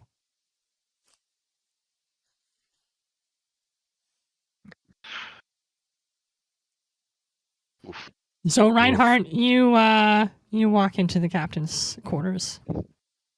Okay, so sorry, I blanked out there for a second. So we're meeting to discuss this new crew member. Everybody so is there with Andre, but only you're allowed to come into my office without being summoned explicitly. Yeah. Gotcha. You finished everything else. You've been apprised of Andre's sudden appearance by Fry and Eagle, and now you're bringing it to the captain. All right. Gents, you stay here. And enter the captain's office.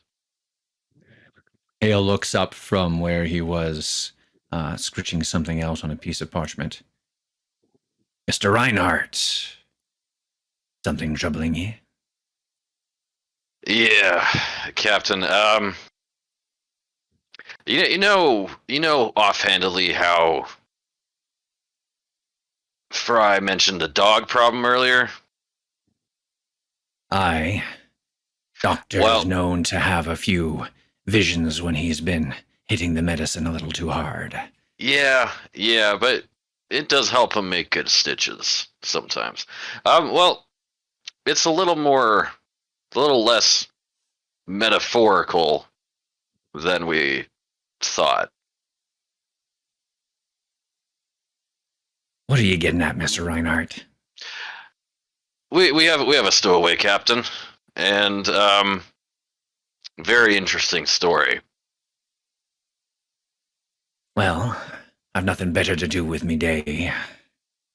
That's a lie. I've got many better things to do, but I'll listen all the same if ye thinks it's worth me time. I think you'll want to hear this, Captain, yes. Very well. Bring him in, then. You can always keel haul him later. Aye. Open the door. Alright, you got an audience. Get in here. Me? Yeah, he's not talking to the seagulls. Oh, Come in, boy. Don't just lollygag at my door. sorry. And Andre enters nervously. The rest of ye. Mr. Fry, why don't you stay with us for a bit? Apparently you witnessed something about this dog. Aye, Captain. More than witnessed it. Not a dog, I must remind you. It was like a big dog. But he's a man. He was like a big dog. Let's hear it from the beginning, lads. What is this about big dogs and men and stowaways? Well, Captain, when we were boarded, what happened was I kicked a barrel at a man and it knocked him over. Then I saw a dog throw a man so hard into the ground that his skull caved in on itself. He fell into one of our hatches. I chased him and also fell and landed on top of him and got this nasty bleeder here. And he pulls up his side, and That wasn't on purpose. it wasn't. Apparently, I'm not gonna be a wolf. I don't know how this works. Fucking sorceries. But regardless, he turned from a wolf into a man, and then we gave him pants. And I think that's where we're caught up now. Oh, I Captain. also did. Never mind. Captain, that sounds like sorcery. No, we need to get him off the ship right now. Easy there, Mr. Reinhardt. He's not throwing out any sparks at the moment. And I kind of do like the Catholic cross thing. I don't see any horns. We're probably all right for the moment. Doctor, let me ask you, was this before or after hitting the medicine? Well, Captain, I'm not going to lie to you. Entirely before. Then he turned from a wolf to a man. But I swear the rest of it is absolutely true. I even have corroboration in this story from Eagle. Mr. Jormungson. He was a man when I first saw him, Captain. I wouldn't have called you about a dog if I didn't see a dog. I don't doubt what you saw, Mr. Fry. Just whether or not it was there. If I may, Captain, I will say there were no animals below deck. So unless someone had a claw-shaped weapon, I don't see how he could have gotten that wound. That and the man Fair was point. stark naked in our holds. So I think that's a something. And we haven't been at dock for over a month. Have you been dodging us, boy, below decks all this time? Look, this is getting tiring. I appeared here suddenly. I don't know why I'm here. I don't know why I'm being put to this captain.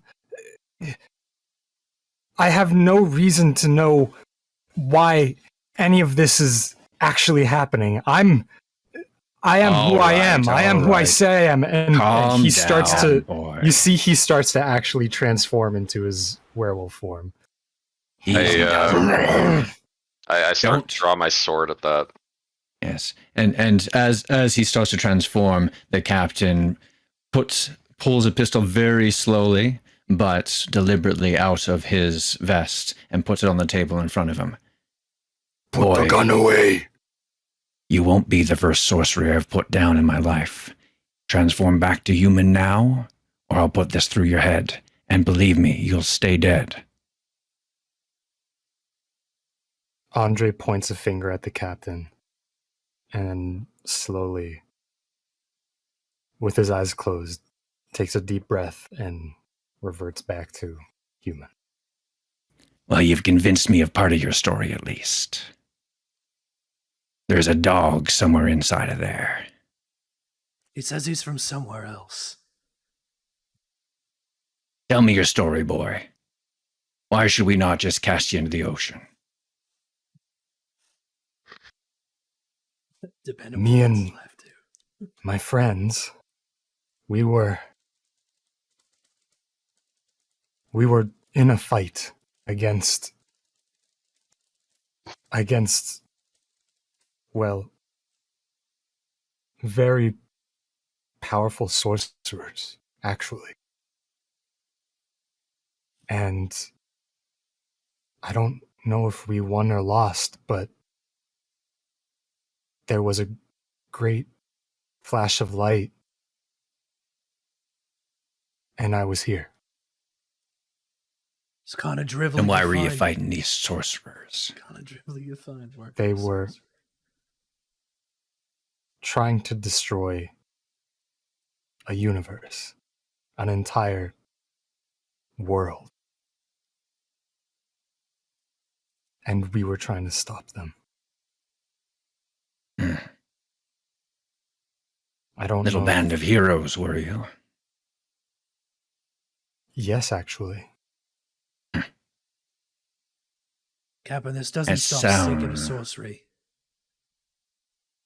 I won't lie that maybe not with me, but there is magic at play in that story. Eagle Mr. raises his hand. Mr. Sereno, was it? Andre, yes.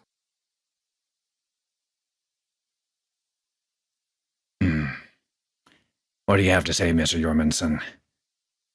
I was just to say that back home, we've heard of things like this. I'm not sure it's the exact same, but it's more of a curse than any proper sorcery. He doesn't have much choice in the matter if the things I know about are true. Andre turns and sort of points a few times at Eagle and says, yes, exactly right. A curse. So, this isn't your fault then. But it's not necessarily a disadvantage, I will say. The captain looks contemplative at that. I understand from Dr. Fry here that in fact it can be quite an asset. I hear you smacked a man so hard his skull broke open. Now we can have a use for a talent like that. I don't know about saving worlds or fighting sorcerers up the top of towers, but if you're willing to pull your weight around here, we can keep you on till we make port. And then you can decide what you want to do next. Think Captain. we got room in the crow's nest. Captain, how soon would that be? Because I need to find some way back home. Pretty soon, Mr. Serrano, Andre. Pretty soon as these things are accounted. 3, maybe 4 weeks. If all goes well. I don't even know if I will get home, but I'm sorry. You're pirates, right? It suddenly dawned on him. Aye, Mr. Serrano. Pirates. Soldiers of fortune. Buccaneers. Raise the mizzen. Are you familiar with the concept? Wait. What year is it? It's the year of our Lord 1397. Oh my god. I doubt your god has anything to do with it. I doubt so too. Well, Mr. Serrano, I can see this has all been a bit of a shock to you. Why don't you go below decks for a bit? Mr. Jormundsen will find you a quarters. You can bunk with the crew for a bit, assuming they'll have you and don't mind the dog smell. Honestly, they smell worse, so I imagine you'll get along just fine. And you can think about what you might want to do in your future, and what you might want to contribute to the crew so that you have a future. Right. Future. I'll look forward to speaking with you again some other time. Mr. Jormundsen? Hey, Captain. Toronto. Yes, right. Mr. Reinhardt, Mr. Fry, if you wouldn't mind, just another few words. Aye, Captain. Absolutely, Captain. Although I will need some medical attention in a bit. I know I'm our only good doctor, but He goes and looks at it, the rag that is slowly still soaking up blood. I'm in a little bit of a bad way, I'm not gonna lie. I'll have the carpenter come up and give you a hand. Oh, damn it, not Lawrence. And, the captain nods to Jormundsen as he takes Serrano out, closes the door behind him. Mr. Reinhardt, keep an eye on our guest. I know a little bit about his kind. Silver will do, fire in a pinch. You know where we keep the stores. I know that you are all too well versed with sorcery and its mischance, misbegotten creatures. You know what to do, if he gets out of hand. Yes, Captain. Mr. Fry. I'd always prefer to cut it off at the head than to deal with it in person. Aye. Mr. Fry, since you found him, I'm going to make you responsible for him. He's your dog man for now. Flotsam and jetsam, Captain. Just make sure that he's adjusting to the way this crew runs. If you find any problems with his discipline, mind you, Mr. Reinhardt's just a few decks away. Correct. Now go see that wound, too. Dog, sorry. Your name again? No, he's out of the room right now. Yeah, he is. Oh, Jormundsen took him below. I took him to find a quarter. He turns. sorry, Captain. Fry, Still you're still in that cocaine. Way too hard, man. Still a little bit on the medicine. Aye. Now, off he goes. I've got things to do. He stumbles out, half high and half bleeding. Captain, one more thing. Depending on how quickly you want to get to port, I think we could potentially make it in just over 2 weeks if we take a bit of a shortcut. Oh, aye, Mr. Reinhardt, we could. But we've got another job to do before we can make dry dock again. And, well, Mr. Serrano might be an interesting asset in such a endeavor. Of I'll course. tell you all about it tomorrow. And then the crew can find out as well. I look forward to it. I think you will, Mr. Reinhardt. This one is going to be... yes, the big one. Oh, I like how you say that, Captain. I knew you would. See you again tomorrow. Aye. And I walk out. All swashbuckly like with my cape, a furlin. I do the whole when like with my cape behind me and walk out. Yeah.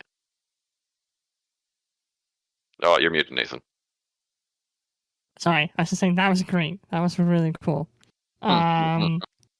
We have, we're going to, again, sort of wipe to, Eagle, leading Serrano below deck, as the ship continues to sway from the storm. How are you dealing with the constant motion of the ship at this point, Andre? I'm sure your mind was on other things while you were discussing with the main crew, but how are you dealing with it at the moment? You're You are muted. muted. I'm still muted? No, I no. am. Now you. Christian is. Okay. It's how long has it been since I've been on the boat at this point? Less than a day. Yeah. Bare few hours, I would imagine. Yeah. So it's starting to give me the queasiness. Okay. Oh, nice. Okay. Love it. Okay. Cool. So I'm just following Eagle right now. Yeah, you're following Eagle below deck. You're weaving through, right? The lanterns above are swaying as the ship sways, and you're dodging out of the way of other crew members running about and patching things up and all of that. So I see this towering man ahead of me, and I'm I'm sort of watching him like duck beneath the doorways and walk and duck beneath the doorway, and I'm like, you believe me, right? The story, What, the story about where you came from? yeah, you're not gonna throw me overboard or something, or try to burn me alive when I'm not paying attention. I count barrels, friend. I smash skulls when I have to. I suppose if anyone were to throw you overboard, it probably would be me, depending which form you were in. But, not really my decision. Although the fact that you're coming with me right now is a good sign for you. Okay. Who knows? Maybe you'll find your way back home as quickly as you found your way here. One thing I know about the sea is that no matter which direction you're going, home will always be on the other end eventually. Unless it's down. Mm.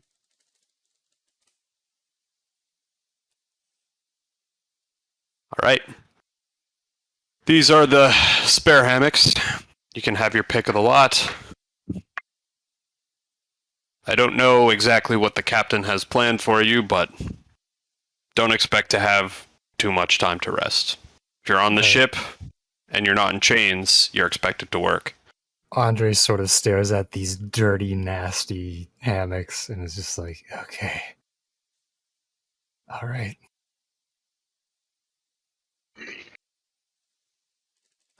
Another thing. Oh. You spent any time on boats? No. Not at all, actually.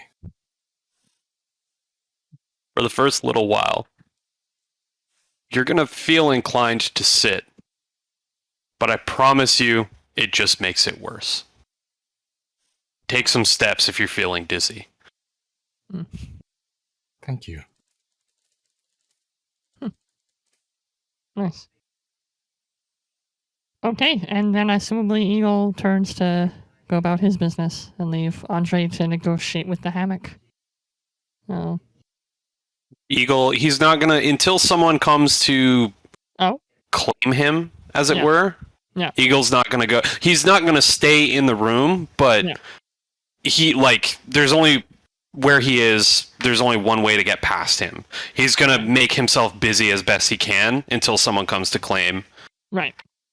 him. Right. Gotcha. Andre is super missing his cell phone right now.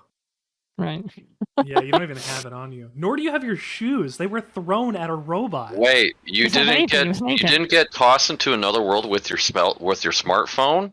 No. I thought this was an isekai. What is going on? I can't believe I have my smartphone in this other world and I'm a werewolf. Wow! Coming next fall. There's Got the cell actually service an network. anime with a smartphone in it like that. It's called Sugoi Smartphone. All right, that's enough. Let's move on. Anyways, now we can get sued by Segoy Smartphone. Uh, excellent. Okay, so we sort of at the scene we sort of fade on Andre kind of staring at the like dirty like bug infested hammock, kind of disapprovingly as Eagle just sort of stares at him staring at the hammock.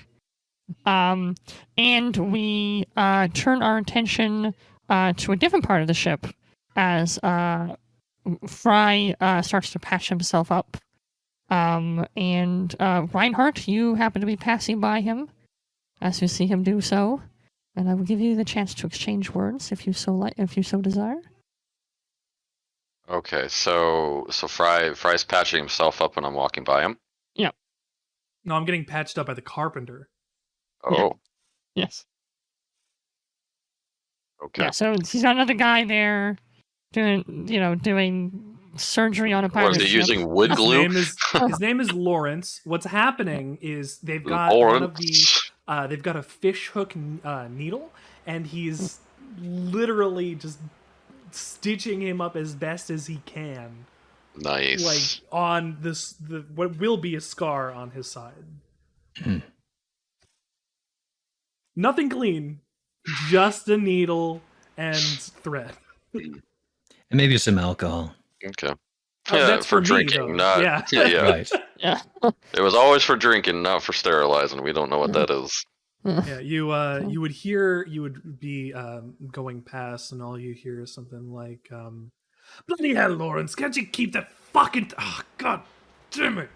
And then you hear like the telltale sound of a big bottle hit Right. getting drank. Right. Too deep. Come on, Fry. It doesn't look that bad. Lawrence has the sewing skills of my dead mother. Well, could be worse. Could be the sewing skills of your, I don't know. Live The mother? one that's, yeah, I don't know what I was going for there, but shut up. Likely she's actually a little worse. Yeah. Anyways, don't forget about me. You need to patch up me, Fry. I got a little cut on my leg. You wear all those like trophies. Yeah, I know. It's just like, patch it up like you normally do, but leave a scar. So Leave a scar. Look, I understand. There's gonna be a scar no matter what. I am not that good a seamstress to make sure that you do not have a scar. I'm not even sure that's actually possible. But I'll do what I can. Fuck Lawrence! And he slaps his hand. okay, yeah, away. that He just- that one was "I'll warranted. do That it one, myself. And he goes Yep. and finishes the last couple. And, fuck. Nice. Love it. oh, looks pretty good. I think he spelled out your first initial there. Piss. Fuck Lawrence. Get the fuck. Lawrence skedaddles, not wanting to deal with the angry, drunk, and high doctor. Fuck. So Dogman, you know we can't trust him, right? Look, I'm not a big combat type of guy. Speaking of, sit. He gets up and gestures. Sit. Not a fucking Dogman. I'm gonna patch you up unless you want to keep bleeding on my floor. Oh, right, yeah. I'm sitting not because you said it, but because I want to sit. Yeah. And as he does, then he gets to work and passes the bottle over. The problem is, it's not Yeah. our choice. Captain says, help him out. That's what we gotta do. Oh, I'm aware. We're following the captain by the book. but keep an eye on him. I don't trust him. He's some weird sorcery bullshit and speaking of witchcraft and fighting for the universe and whatever the fucking thing he was doing. I don't know. Just Can't stop trust moving. it. Stop moving. If you don't want to trust him, you don't have to. But if he's come from some kind of sorcery, some kind of fucking magic, and it's beyond his control, then it's beyond his control. He seems surprised that it's current year instead of wherever he came from or whenever he came from. Captain gives a lot of people on this ship a chance, and we don't turn around and cut their heads off. Not yet. Well, there was a one time. We don't talk about that. Not the point. You don't have to like him, you don't have to trust him, but you do have to listen to the captain. And I'll tell you what, because I'm a little tipsy, if you touch him, if you hurt him,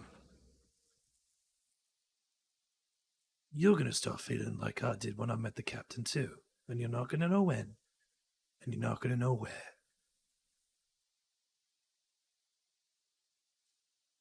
Is that a threat? Technically, it's a promise, but I know fair well that even if I did plan on doing something to hurt you, I'd be deader than, well, the 10 men on board. If I wanted you dead, you would have been dead already. And if I wanted you dead, And he pulls the last through the wound and ties it off. I would have slipped Oh, something yeah. into you as I was There we stitching go. this up. So, play nice. I'm just saying, if he goes out of line, if he attacks any of us, if he does anything that I feel threatens the captain, it's his head on a platter. You're right. But how long has it been since you've been on this ship? I don't know. Lost Yeah, track too a long time ago. Too long. You remember the first day that you set foot on this ship? Can't It's quite scary. say I recall. Yeah, you don't want to recall because it was a bad day. Probably scared. Well, you didn't just show up on a ship a month out at sea and, you know. But he needs a chance. And the only way that he's going to get one is if we do give him one. Because else, he's swimming. He hasn't killed me, and he had a great chance to do it. I was even bleeding in front of him. If he was a monster, I'd be dead. I hope you're right. Anyways, Doc, thanks for the patchwork. I got work to do. Yeah. All right, leave the Nice. bottle. Yeah, I leave it, but it's empty. Yeah. Yep. Classic. There wasn't much left of it. Yeah. Figures. Nice. Fucking pirates, man. The scene changes once again, and it's now the very first light of dawn. We have a beautiful shot of the Selene sailing across the open waters as the very first cracks, the very first rays of sunlight come up over the horizon. And Captain Hale stands on the very front of the ship, staring out, watching the sunrise, as he has done countless times before. The big one's coming, and he's... Oh, it's so close.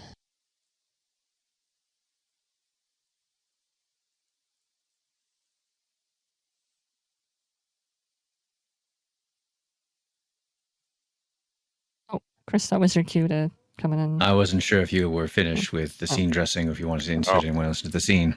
I was like, who was that for? All right.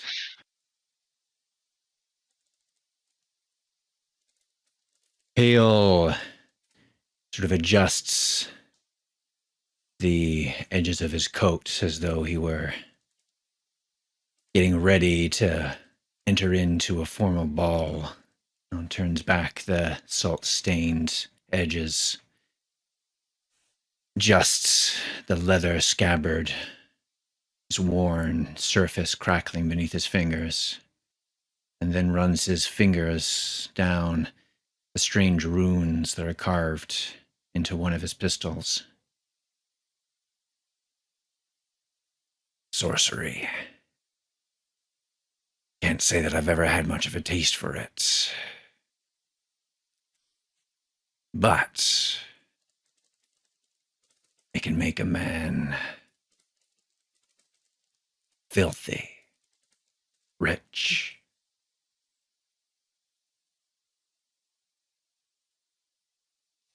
Let's see how this plays out. Nice. And thus ends session 1 of Tossed Ashore. Next time, the Memoirs of a Marauder, when Alongside the Wall returns. Thank you, gentlemen. Session 1 complete. Congratulations. Yeah. That was amazing. Oh, that was so much fun. Wow, that was really great. I loved the scene in Hale's quarters there, where like Serrano was like trying to explain himself to the others, and everyone was reacting to it. It was very like, it felt like, yeah, like perfect, like fish out of water kind of Legitimate, which obviously, yes. yeah, was With really us trying cool. to fit him into our context and him being Yes. like, I don't stop. Right, like, people know about sorcery, so it's like, okay, so this is some kind of, this is some... He was doing his sorcerer's damn kind of thing, best. right? He was doing his damn best. Yeah. If only he had pants on, it probably would have been a little better. He had pants on. Oh my goodness. It made it up to pants. pants. Made it up into pants, yes. Shirts are next, guys. Shirts are next. That's right, that's right. Let's hope. He's still shirtless. We're leaving him shirtless for the fan service, like, Actually, he probably ripped the pants that were given. In When- True Oh, when he started transforming in that- expanding? Yeah. Maybe somehow, maybe they were a like- little roomy for you. Eagle Like- gave him a pair of his personal pants. Yeah. Ooh. Right, yeah. So, they got a little bit of space It's for you real to grow. tight when you're in human version, but Yeah. They've got Yeah. the cushion right where you need them to be. They make that ass look tight. Boy. That's awesome. yeah, gotta cinch them tight when you're human. But thankfully, Eagle's just big enough that at least half form, they probably won't be fully destroyed. Maybe like Yeah. Incredible Like- Hulk. Big Here Hulk is a shorts, pair yeah. of Right. sweatpants that'll survive your transforming. I Really really, doing a I great really, job of launching right into it as well. Yeah. I yeah, want Yeah. to say that. Yeah. Good job, Uh, everybody. I really Mhm. appreciated Yeah, the that was that really cool. last scene with the Jackdaw and Joseph. Joseph. Yeah, that was really good. My name is Joseph. Get it right. Joseph. Yeah, I'm I not like Russian, how though. I like how you guys were sort of like passively aggressively one-upping each other. Yeah. It's like, oh, if I wanted you dead, well, if I wanted you dead, like, you guys The main, Yeah. the Fine, main it's right. crux. Is that they were doing that while they were Yeah. definitely on the same team. Yeah, Like that they were was really full cool. in agreement the whole time and still threatening to kill each other. Yeah, that was nice. Well, yeah. The Only main makes crux sense. is A, Yeah. Captain do what Yeah. you do what Captain say, and two, Mhm. Jackdaw Fry's core mantra is do no harm, but take no shit. Right. Yeah. Except for that one guy killed with a barrel. That Didn't count because the barrel right. got him. The barrel got him. That's right. If it makes you feel any better, I don't know that. Yeah. I don't know that do no harm was a thing in this world. Yeah. So He's Just got his do own minimal personal harm. code. Yeah. Do minimal harm. Yeah. The I don't Bible's a know harm little is fuzzy on possible. kneecaps. Yeah. Oh Yeah. boy. Yeah. That's it. So. You gotta take the Hippocratic oath. Hippocratic oath. Whatever the fuck. No, not that one. I'm a pirate. I really mean the Hippocratic Oath. Look, And I stole one book one time.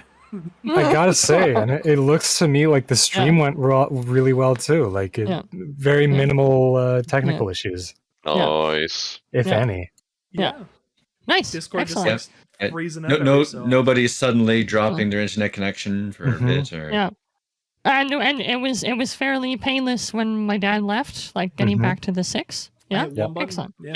that was it. Excellent. Perfect. Excellent. Okay. Groovy. Yeah. So that's awesome. So that was a concern of mine because I know it changes the layout a little bit when he comes. Mhm. I know he'll be kind of, and he won't be in every session, but he'll be here and there and whatever. So little scenes. So awesome. I'm already pretty much in love with all of your characters. Session 1. So You better be. Can't wait to see where it goes from here. So very, very cool dynamic we've got going. Nathaniel, sign us off. Unless you have Yeah. more things to say to the stream first. And the only other thing I was going to say is next session, a considerable chunk of it will be spent diving a little bit into some of our characters' motivations and how they got to this moment, kind of thing. So there'll be a couple of questions I'm going to send each of you. You don't have to send me back answers. You just need to think about it because they'll come up for next session. That's why it's called Memoirs of Marauder, because we're going to spend some time in memory. Neat. Nice. Yeah. And then so that'll be the idea. Act 1 will be that, and then Act 2 will be kind of the setup for the big one, as Hale hinted at. So, okay, so that's that. Gentlemen, thank you so much. Session 1 of Wrong Side of the Wall, Tossed Ashore, Episode 1 complete. 5 more episodes to go for Tossed Ashore. Cannot wait. Yeah. Thank you so much. I hope you had a great time, and we will see you real soon. See everyone later. Good night. Bye.